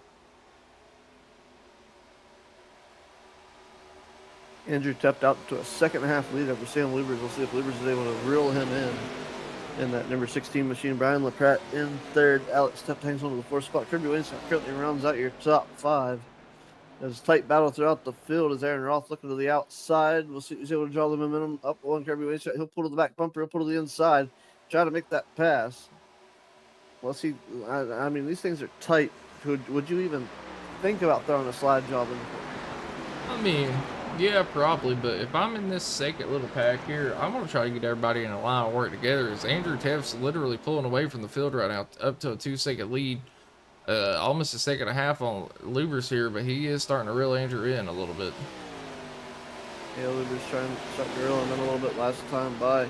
Looked like Andrew was a little bit quicker, but Lubers is reeling him in just ever so slowly. So pit stops 54 now down. That's Joey Castle. He's on pit road. Looks like a scheduled stop for the 54 machine, and he should be able to potentially go the rest of the way after this one. It'll be pretty close, as we were told 42 laps. I believe there's about 34 left, so he might have to fuel save just a little bit. Yeah, maybe a little. It'd be probably better if he can get off pit road here. I know going a lap down is not ideal, but he could probably sneak in with the pack here. I think he's already a lap down. But if he gets in with the pack in the draft here, he could be able to save 3 laps of fuel while these guys are still trying to figure out when they're going to make their pit stops. This is the 21 of Rob Moore Sr. now on pit road as well. Yeah, and I'm kind of curious how much longer that 16 can go before he actually has to come down and pit because, you know, as we mentioned earlier, did not pit the last 2 cautions here. Lap 69 was his last pit stop, so I we'll mean, see when. That's still quite a little bit ago. He should be getting really close.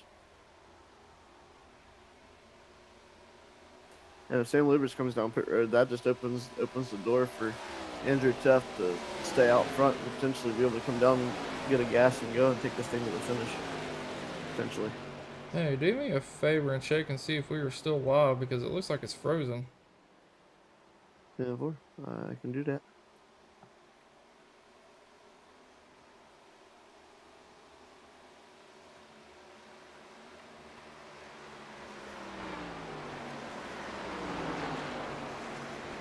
Yeah, we're still live.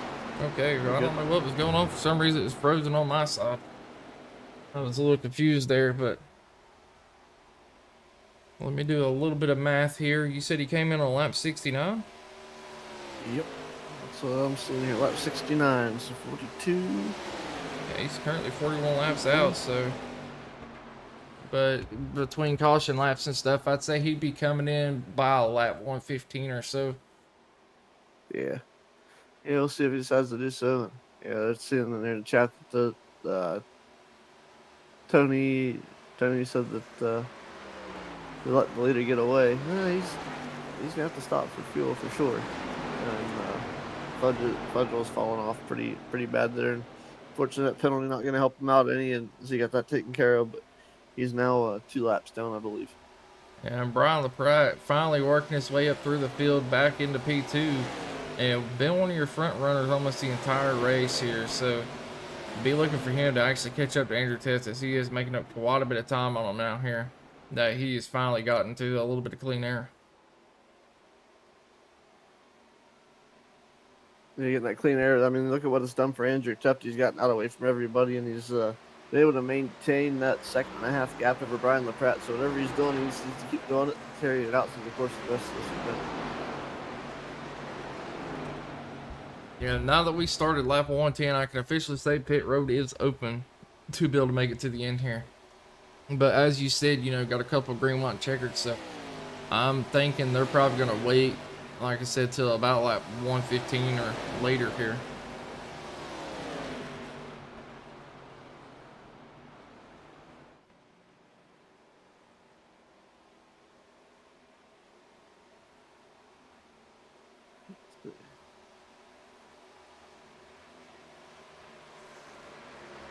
Yeah, it's look at see passes. Kirby Williams got around Alex Tuff, lap 108. Here's we're working on lap 110. So pit stop's gonna be the big thing here when they decide to take them, and see how that plays out for the drivers going forward in this event.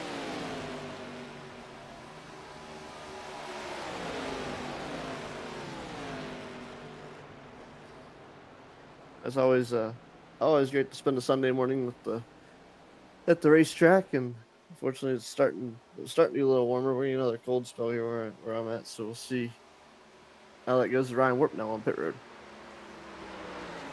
Yeah, speaking of starting to get warmer, I walked outside, I believe 2 days ago, and it was about 30 degrees, and I walked outside the next day and it felt like it was 90.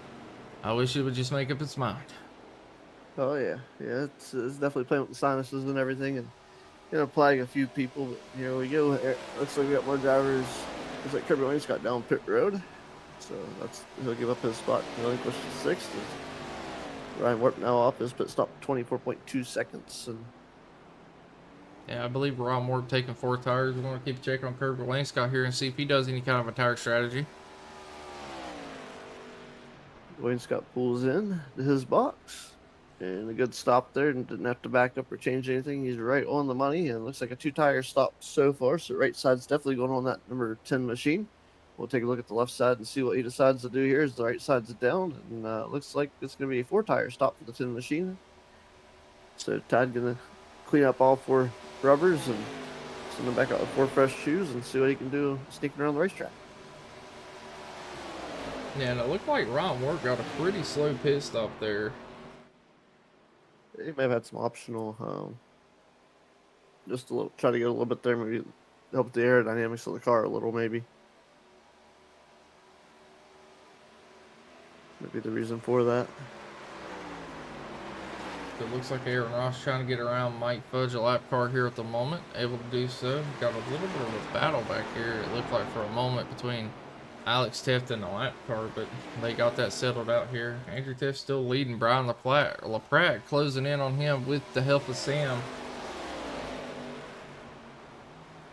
The Sam Luber's coming along here, looking to potentially get her around LaPrat for that position. Looks like he's trying to run a little bit higher through the corner and keep that momentum up. Try to get that line to work for him. He's going to look potentially the inside. He's going to fall right in line with Luber's there as they work through, or LaPrat as they work their way down the back straightaway.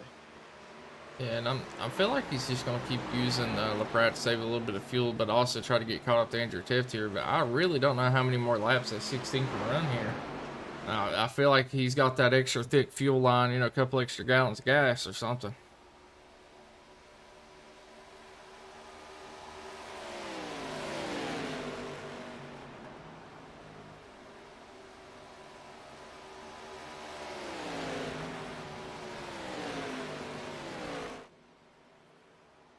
Yes, I'm not certain how much longer he can go. It definitely seemed like he should be a lot closer on fuel than we're anticipating him. It's 69 on fuel, and he's still out here. It's been 40 laps. It's been a good, I feel like he's getting close to 50, but I think he is coming down to pits this time. Snuck it up on us there. Keep a check on him as he's coming through pits.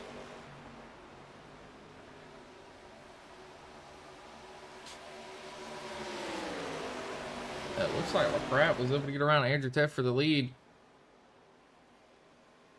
Able to get back up in front of him, so we're going to go back down here to Sam, launch his pit stop. Right side to Rook.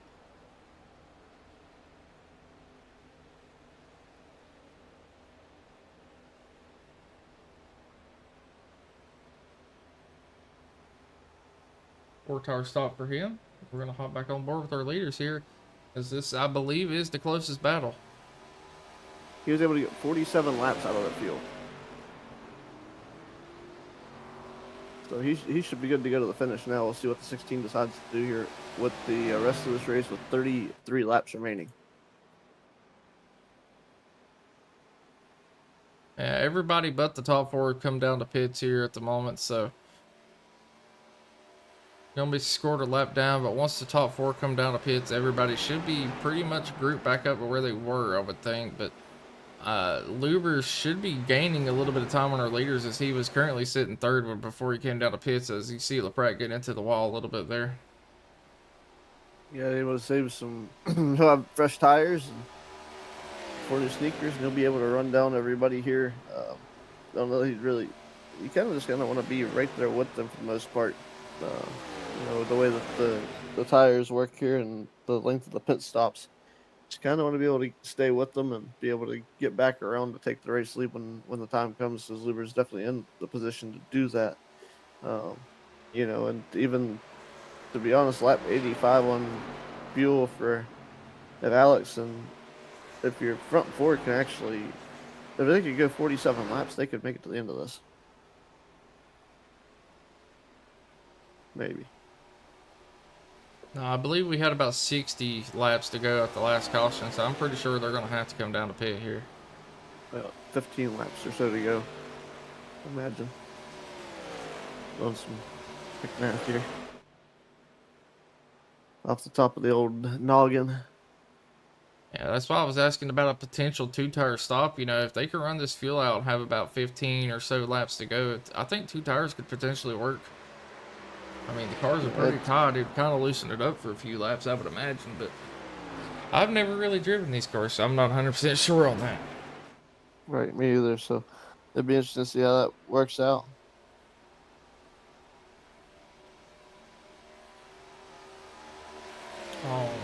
actually look at lap times here. So last time by, fresh tires of Sam Luber's there, able to hit a 42.06, or a leader of 42.99. So almost a full second difference between the two.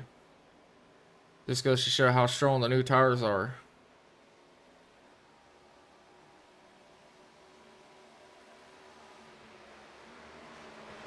Yeah, the new tires here definitely gonna play a role in keeping lap times down and allowing these drivers to run each other down as they work their way forward here.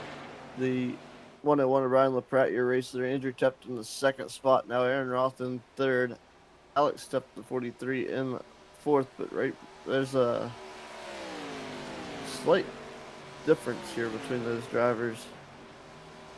And Alex stepped now working off the tri-oval, so you got quite a huge gap there. It's pit stops kind of separated the drivers. Closest ones are LaPrat and Andrew Teft. As far as positions go, I believe is Aaron Roth's back here working with lap traffic here. He's working actually should be it's 45 Ryan Warp. This he's gonna let him go by. I believe Warp on some fresher tires there. Yeah, and it looks like Sam might actually be able to get his lap back the old-fashioned way before these leaders pit here, as he's actually brought behind them currently. Yeah, kind of gonna work out in his favor here, so he should be able to be in position to take the race lead. And unfortunately for them, he probably won't have to stop one more time. Yeah, and another good thing is if he is able to get his lap back and a caution does come out, he will not have to take a lucky dog and start in the back. That's also a very good point. That'll put him out front in clean air because everybody else will be behind him, maybe on some fresher tires. But if this thing goes green the rest of the way, he's going to be pretty well set. Yep. So either way, you're going to be sitting at a pretty good spot. And I mean, as you said, everyone else coming in and getting fresh tires. Well, as we just seen, even on 20, 30 lap old tires, he can still run top three. So yeah, he's definitely looking for a great podium here today, as long as he can keep the attrition down, and they have a good clean race here to the end with 27 laps to go right now. And it looks like we have a few more takers to pit road. Aaron Roth coming down this time. Joey Castle coming down as well. Mike Fudge potentially coming down. I'm sure we'll see a 4-tire stop come from these drivers.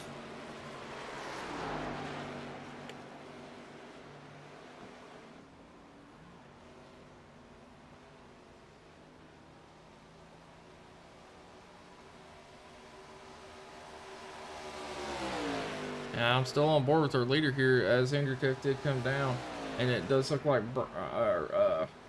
Sam Lubers is going to be able to get his lap back before Brian does come down to pits here. So he's going to be sitting, I'd say, a pretty good gap over the leaders whenever he does decide to come down to pit. Yeah, Brian LaPrat, I think, trying to hold on to what will be the second spot, unless he decides. Man, right now it's gonna be. I think this is gonna be the game changer. I think LaPrat's gonna be the one that takes 2 tires and fuel. We'll see how it goes as he brings that Valvoline Ford back around. Not gonna put this time. I don't know. It's hard to tell when that number 101 is gonna come to pit road, but he's gonna have to make a decision here to try to figure out how to keep that race lead. It's that time's kind of fading now as Lubers has got his lap back and is working his way around the racetrack. It's gonna be interesting to see how this pit stop plays out for the 101 machine. Yeah, and I will say Andrew Teff during his pit stop fell a pretty good ways back from the leaders here, almost a full straightaway. So gonna have a lot of work ahead of him to get caught back up here.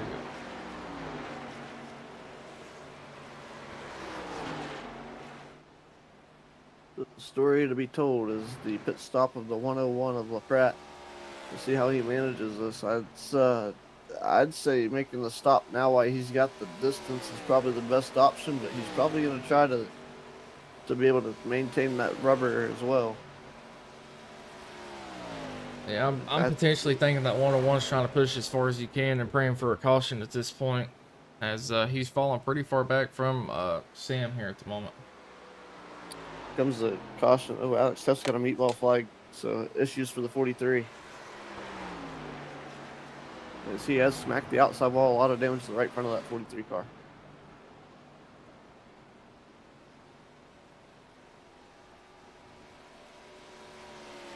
Unfortunately for him, Unfortunately for him, he has not pitted yet, so he's coming down now. He's gonna get that faster pair. So he tried to stretch his fuel out, and the tires did not agree with the strategy. So he's coming down pit road. Brian LaPratte also going to come down pit road at Valley number 6. So we'll see if Sam Liebers is able to take the race lead or not. As Liebers now works his way down the back straightaway. Is Brian LaPratte now almost to his box? Is now in his box. Let's see what the strategy is here.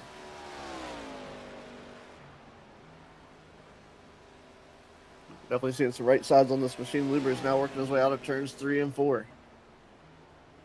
Brian LaPratte gets right sides is down.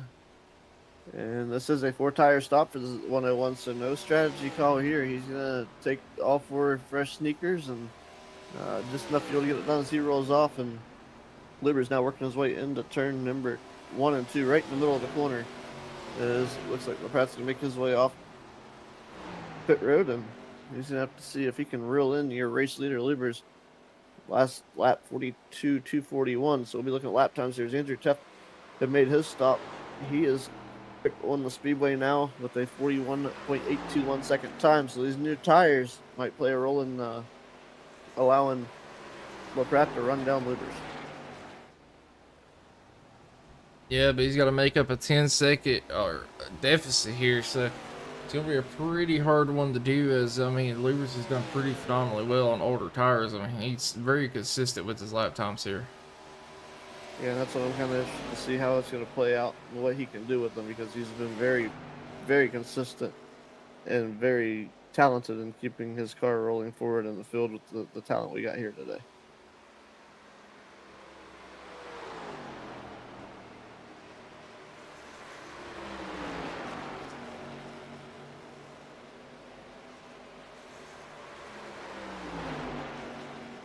It just goes to show, I think everybody that's just came to pit road's turning up the wick a little bit. LaPratte was the slowest that time by, but he's got to get those tires up to temperature. 41.758 for Andrew Tuff last time by, 41.538 for Liebers. So Liebers got the heat in the tires. His last time by, fastest driver, 41.535 was actually no, not last time by, 41.898 for Tuft, and Liebers 42.356. So his Sam's tires, he may be trying to just keep him under him here. And I think Alex Teff might have blew a tire, because he still has quite a bit of damage to his car, but he's back out on the track here. Yeah, I see that little bit of right front damage that didn't quite get fixed all the way. As Robert Morris now coming. Robert Morris still in pit road in the 21. So we'll see. I think he's gonna get a 4-tire stop, so he's back in the 8th position.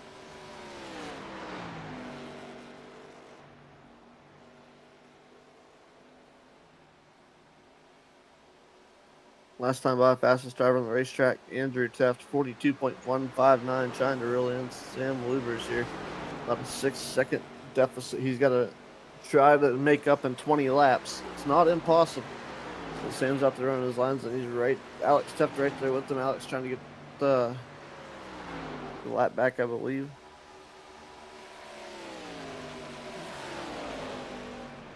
Six on the lead.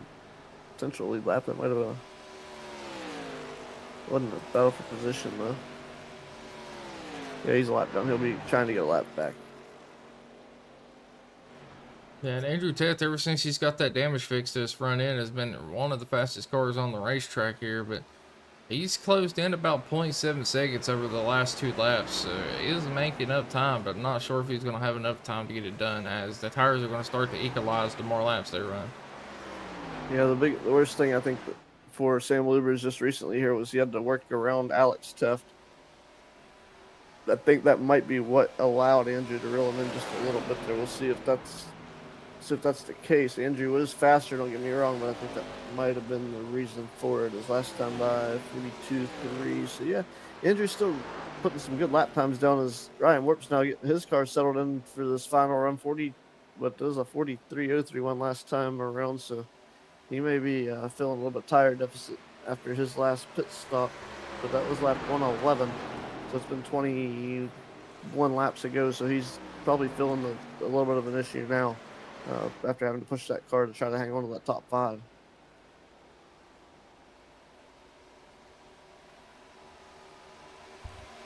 And Alex Steph being on fresh tires right now with a little bit of damage is still kind of hanging on to the back of Sam here, trying to get his lap back. So putting a little bit of pressure on Sam, but that is allowing for Andrew Tiff to get caught up as he's now down to 4.5 seconds.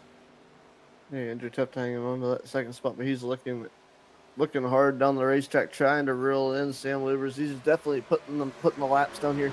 17 laps remain. We'll see if he can catch him, do anything with them. Catching him is one thing, passing him is going to be another. But if he gets that momentum on the outside lane, keep that car, keep the rubber holding the car to the racetrack as they make their laps here, he should be able to make a pass if Sam doesn't pull the block on that high lane, which, I mean, you got to watch, because you can do one thing and then pull another here to potentially set up a whole new pass going into the next set of corners.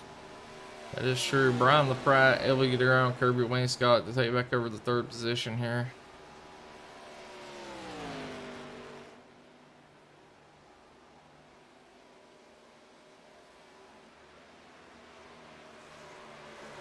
Let's see here. This time by the stripe looks like 42.518 for Lubers. We'll see Andrew Tuft across. We'll see what that lap time looks like. So this time by 42.502 for Lubers, and for Andrew is a 42.393. So definitely faster than Pratt, 42.336. So the drivers, Sam may be saving some time, expecting the battle to show up before this is over. Yeah, and if Andrew could get just a little bit of draft from any of these cars around him, he might potentially be able to make up a little bit more time here.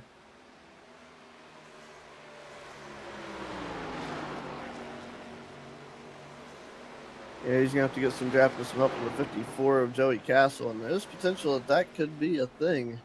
Father-son team here may push him out there, but it looks like Castle's coming to pit road.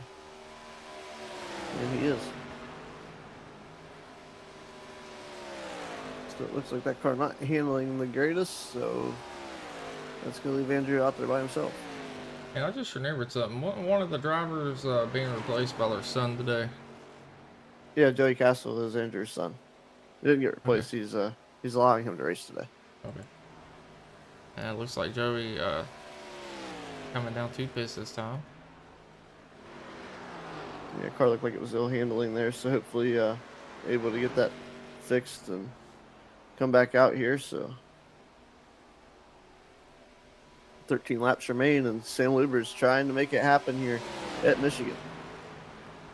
So in about less than 10 laps so far, Andrew has been able to close the gap about 2 seconds, but it's going to be a nail biter coming to the final lap, I got a feeling. It's either going to be close or the tire's going to give up and he won't be able to go anywhere with it. But we'll err on the side to hope that he's able to do something with it. And this race gets very interesting down the wire. Yeah, if he's able to get within a second of Alex Steph there and start getting a little bit of draft off of him, it's definitely going to help do wonders for him. It might make the car a little ill handling, but it'll definitely help him down the straightaways.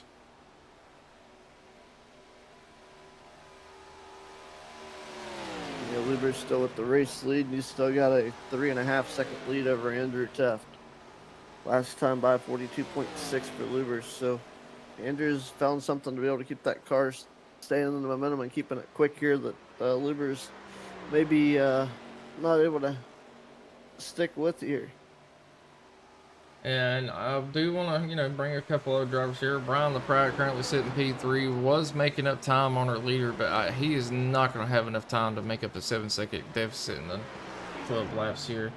Looking at last lap times, he's running a 42.4, so only about 0.2 faster than our leader here at the moment. We got Kirby Wainscott currently sitting P4. Going to be a pretty good run for him today. Been through a few issues. Ryan Wart P5.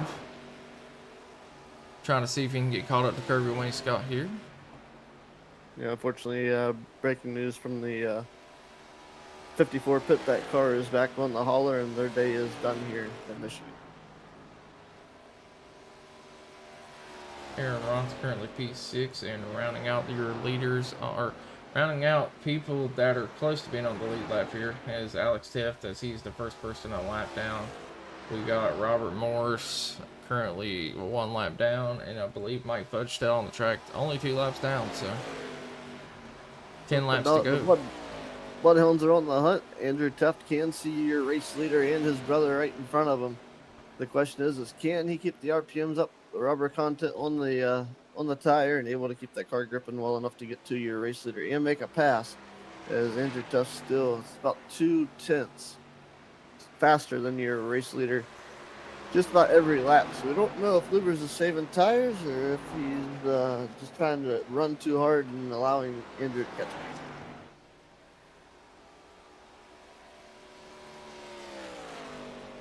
Yeah, as everyone's really separated here at the moment, so it's kind of hard to really gauge and find a battle at the moment. But it does look like we might be getting ready to have a pass for this 5th place spot between Ryan Warp and Aaron Roth here, as they are within a half a second of each other. So we'll sit here and watch this for a couple of laps before we get to the end of our race. And we'll also keep check on the battle for the lead.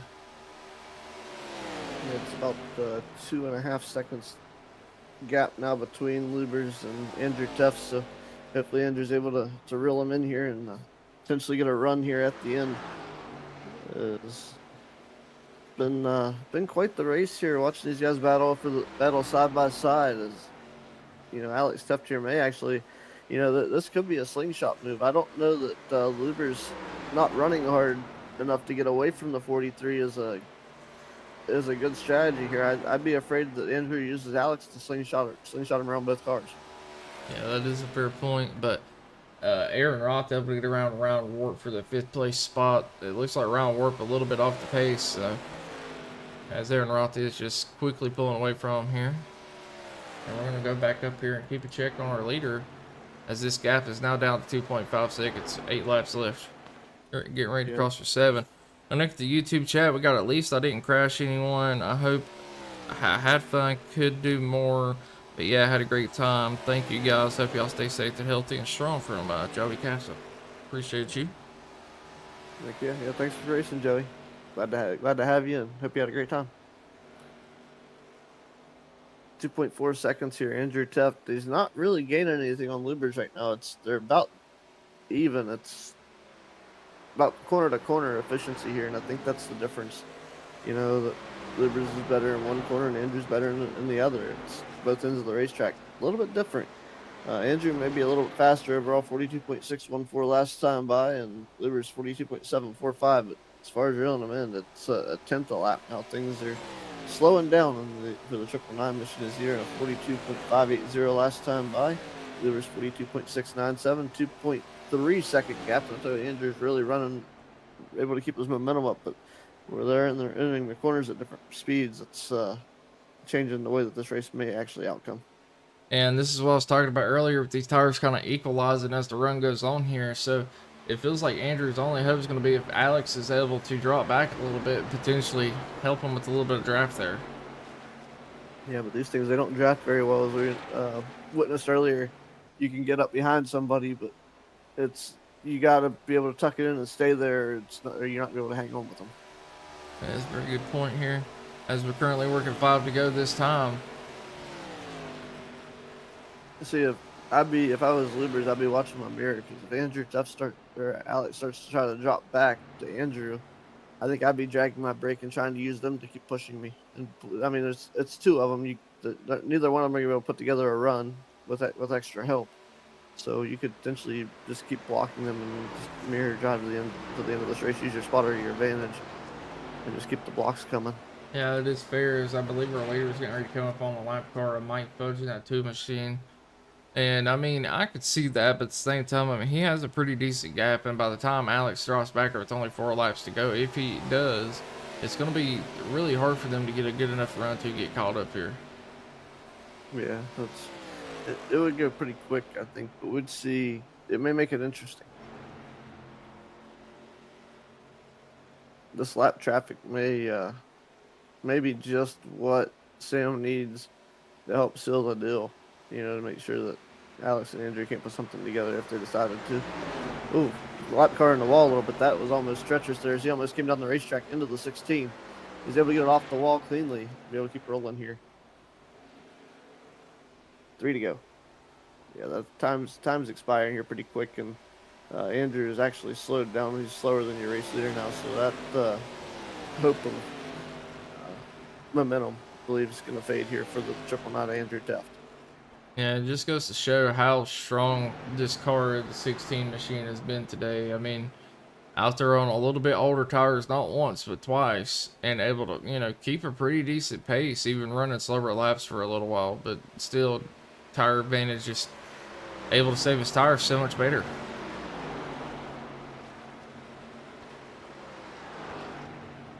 Yeah, saving tires here, big thing. He's been able to manipulate the tire strategy after that last stop to be able to keep his tires consistent. And that is what it's going to take here. Is 2 to go now for your race leader as he works his way into turns 1 and 2. Yeah, it looks like Andrew was able to get around Alex, trying to work his way around Mike Fudge now. He did start to gain a little bit of time there, but... Oh, they made contact. Andrew's into Mike. That's probably going to bring out a yellow. Andrew was able to save it. No caution yet. Brian LaPratte's going to sneak by and take over the 2nd spot.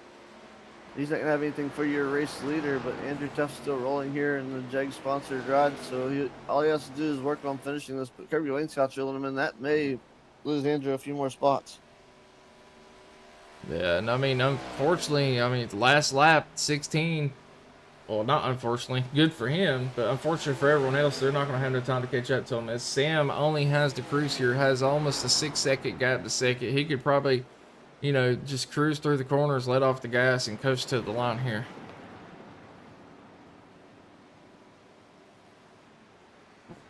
Definitely got an opportunity here to go in his favor after that little of an incident, so he will take control of the race and be commandingly in charge. Coming out of turn 4 for the final time, it looks like Sam Lubers is going to be able to get the race win here at Michigan International Speedway. And it looks like we're going to hop on board with Brian LaPratte as he comes across the line 2nd. Andrew Teft looking like he's going to be able to keep P3 here. And that will be your top 3. Yep, Kirby Wainscott's going to end up in the 4th spot potentially here as long as he can make it to the start-finish line, as he does. Still hanging on to the 4th spot. Yeah, 7.5 seconds back, not able to do anything with Andrew with that incident, but hey, way to adapt and overcome, and still finish 3rd for Andrew. And that podium is Ryan working to pick up the 6th spot. Alex Teft, I think 7th. I'm not sure if he actually got the checkered flag yet. Let's see. Yeah, he did. Okay. Rob Morris Sr. come home in the 8th spot. Mike Fudge comes home 9th. Round out your top 10. Joey Castle from the YouTube chat.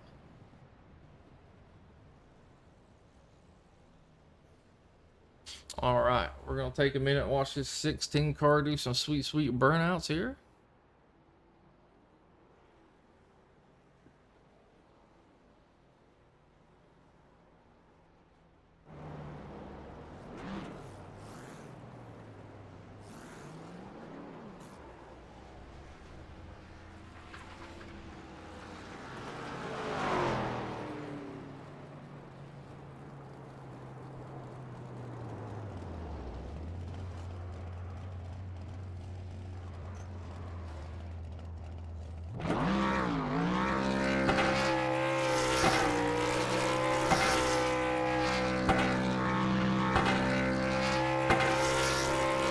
Really hear that exhaust popping as he's doing a burnout against the wall here at the moment. But even though we kind of already went over him, let's go ahead and take a look at our race results. We're going to stop that there. Let's see results. There we go. All right, first is going to be Sam LaBers. We're going to have Brian LaPratte 2nd, Andrew Teft 3rd, Kirby Wainscott 4th, Aaron Roth 5th, Ryan Warp 6th, Andrew Teft 7th, Robert Morris 8th, Mike Fudge 9th, Joby Castle 10th, Mac Mettler is going to be 11th, Mikey Allen is going to be 12th, and Steve Sizemore running out the field in 13th.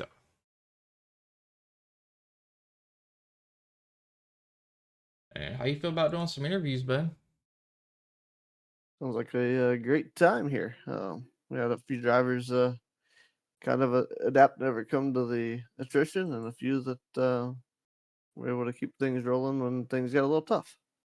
As of right now, I'm only seeing our 3rd place finisher in the Discord here. So if the top 2 want to get a interview, please hop into the waiting room. But for now, we're going to bring up the 3rd place finisher of Andrew Teft. And how's it going, Andrew? It's Dakota and Ron up in the booth. You got a copy? Yeah, I got you. Man, you were reeling in the leader there for a little bit. Had a little bit of a hiccup on the last lap. Talk us through what happened there. Yeah, I guess I don't know, I just thought Mike would be closer to the wall there. It seemed like he was about a car width off the wall.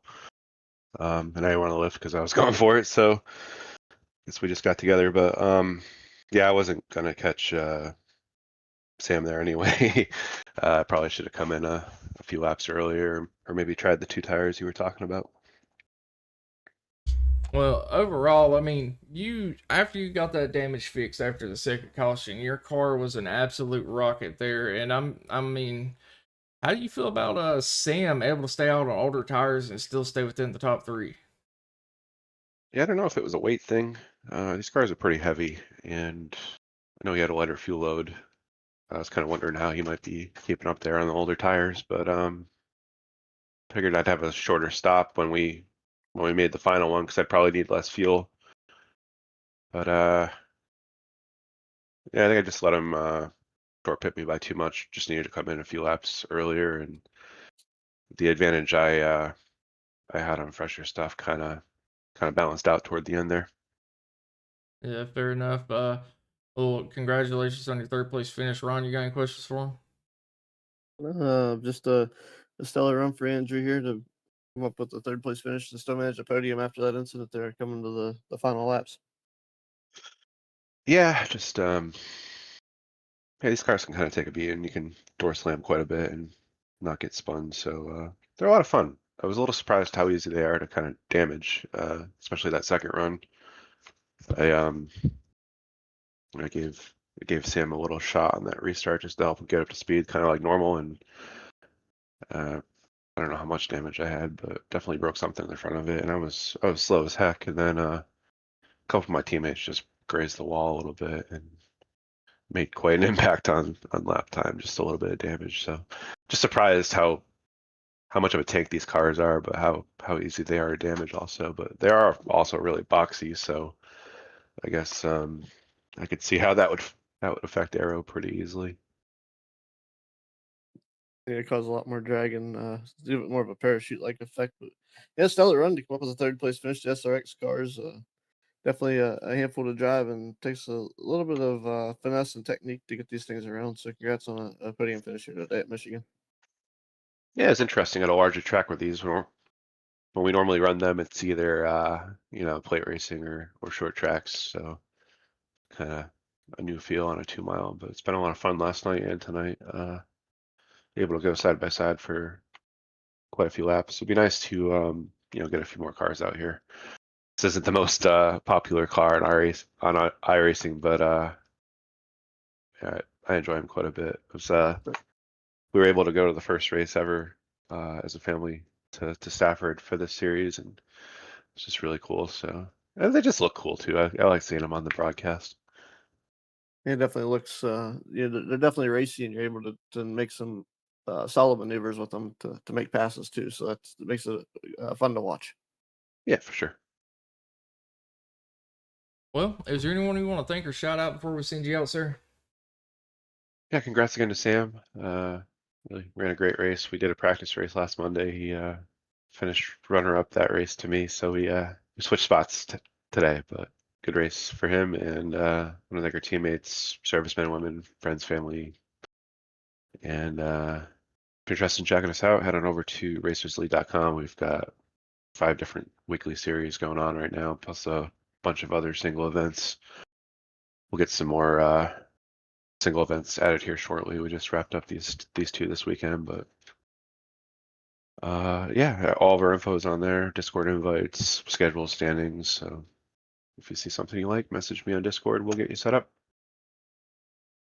Alrighty, man. Well, again, congratulations on your P3 finish, and we will see you in the next one. Yeah, thanks, guys.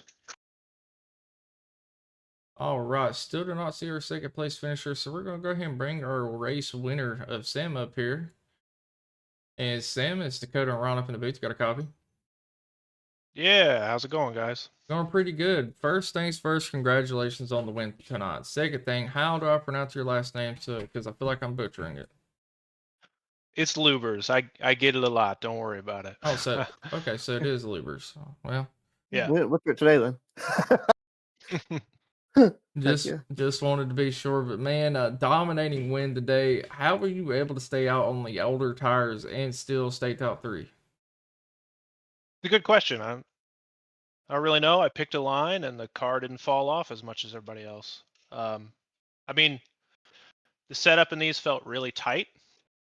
So to me, that sets the limit for you, right? Like you can't drive over that, or you're just going to start scrubbing. So I got as close as I could to that, and just stuck with it.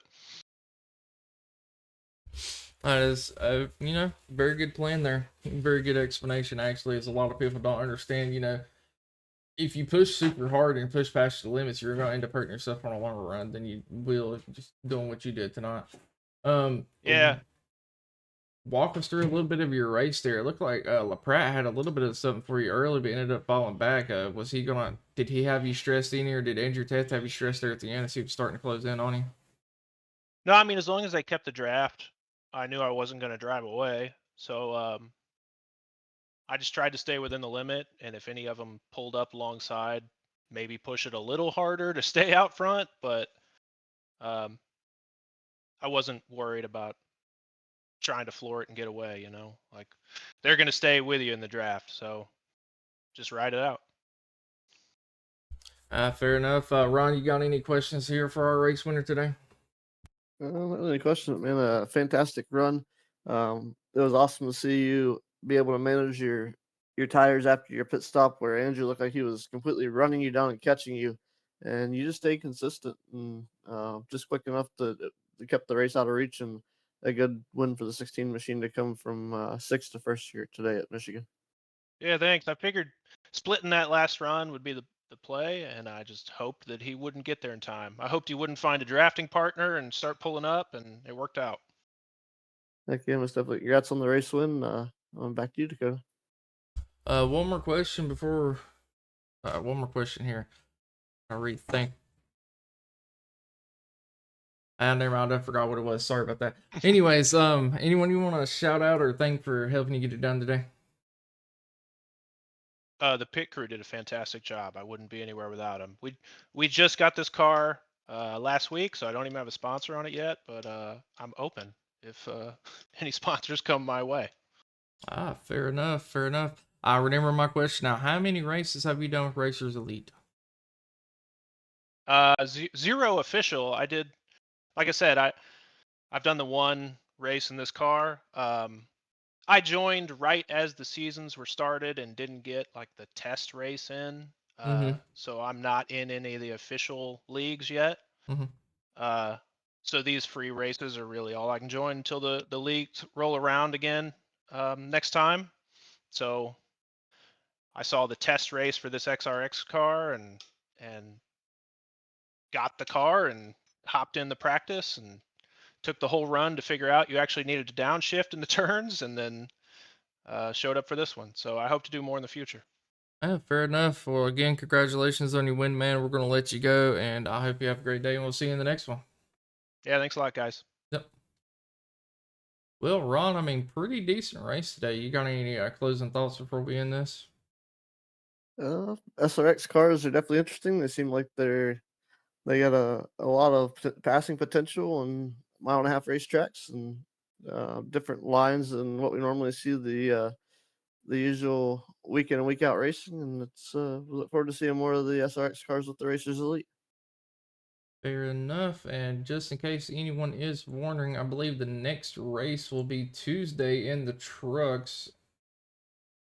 That is the wrong schedule. Hold on one moment here. I think you're right, though. I believe it's Tuesday in the trucks. Just got to figure out where they are running here. It's like March 6th is Atlanta. And the ARCA cars. I'm pretty sure the 3rd of March we were running Kentucky in the trucks, and then after that, the 4th of March we will be running at Texas in the Xfinity car, and then we will be going to Atlanta 2008 version in Gen 4. And we would like to go ahead and thank our sponsors, Admin Button Box, KS Design, Speed Zone, Family Traditions, and AmericaTees.com. And on that note, we're going to go ahead and close it out.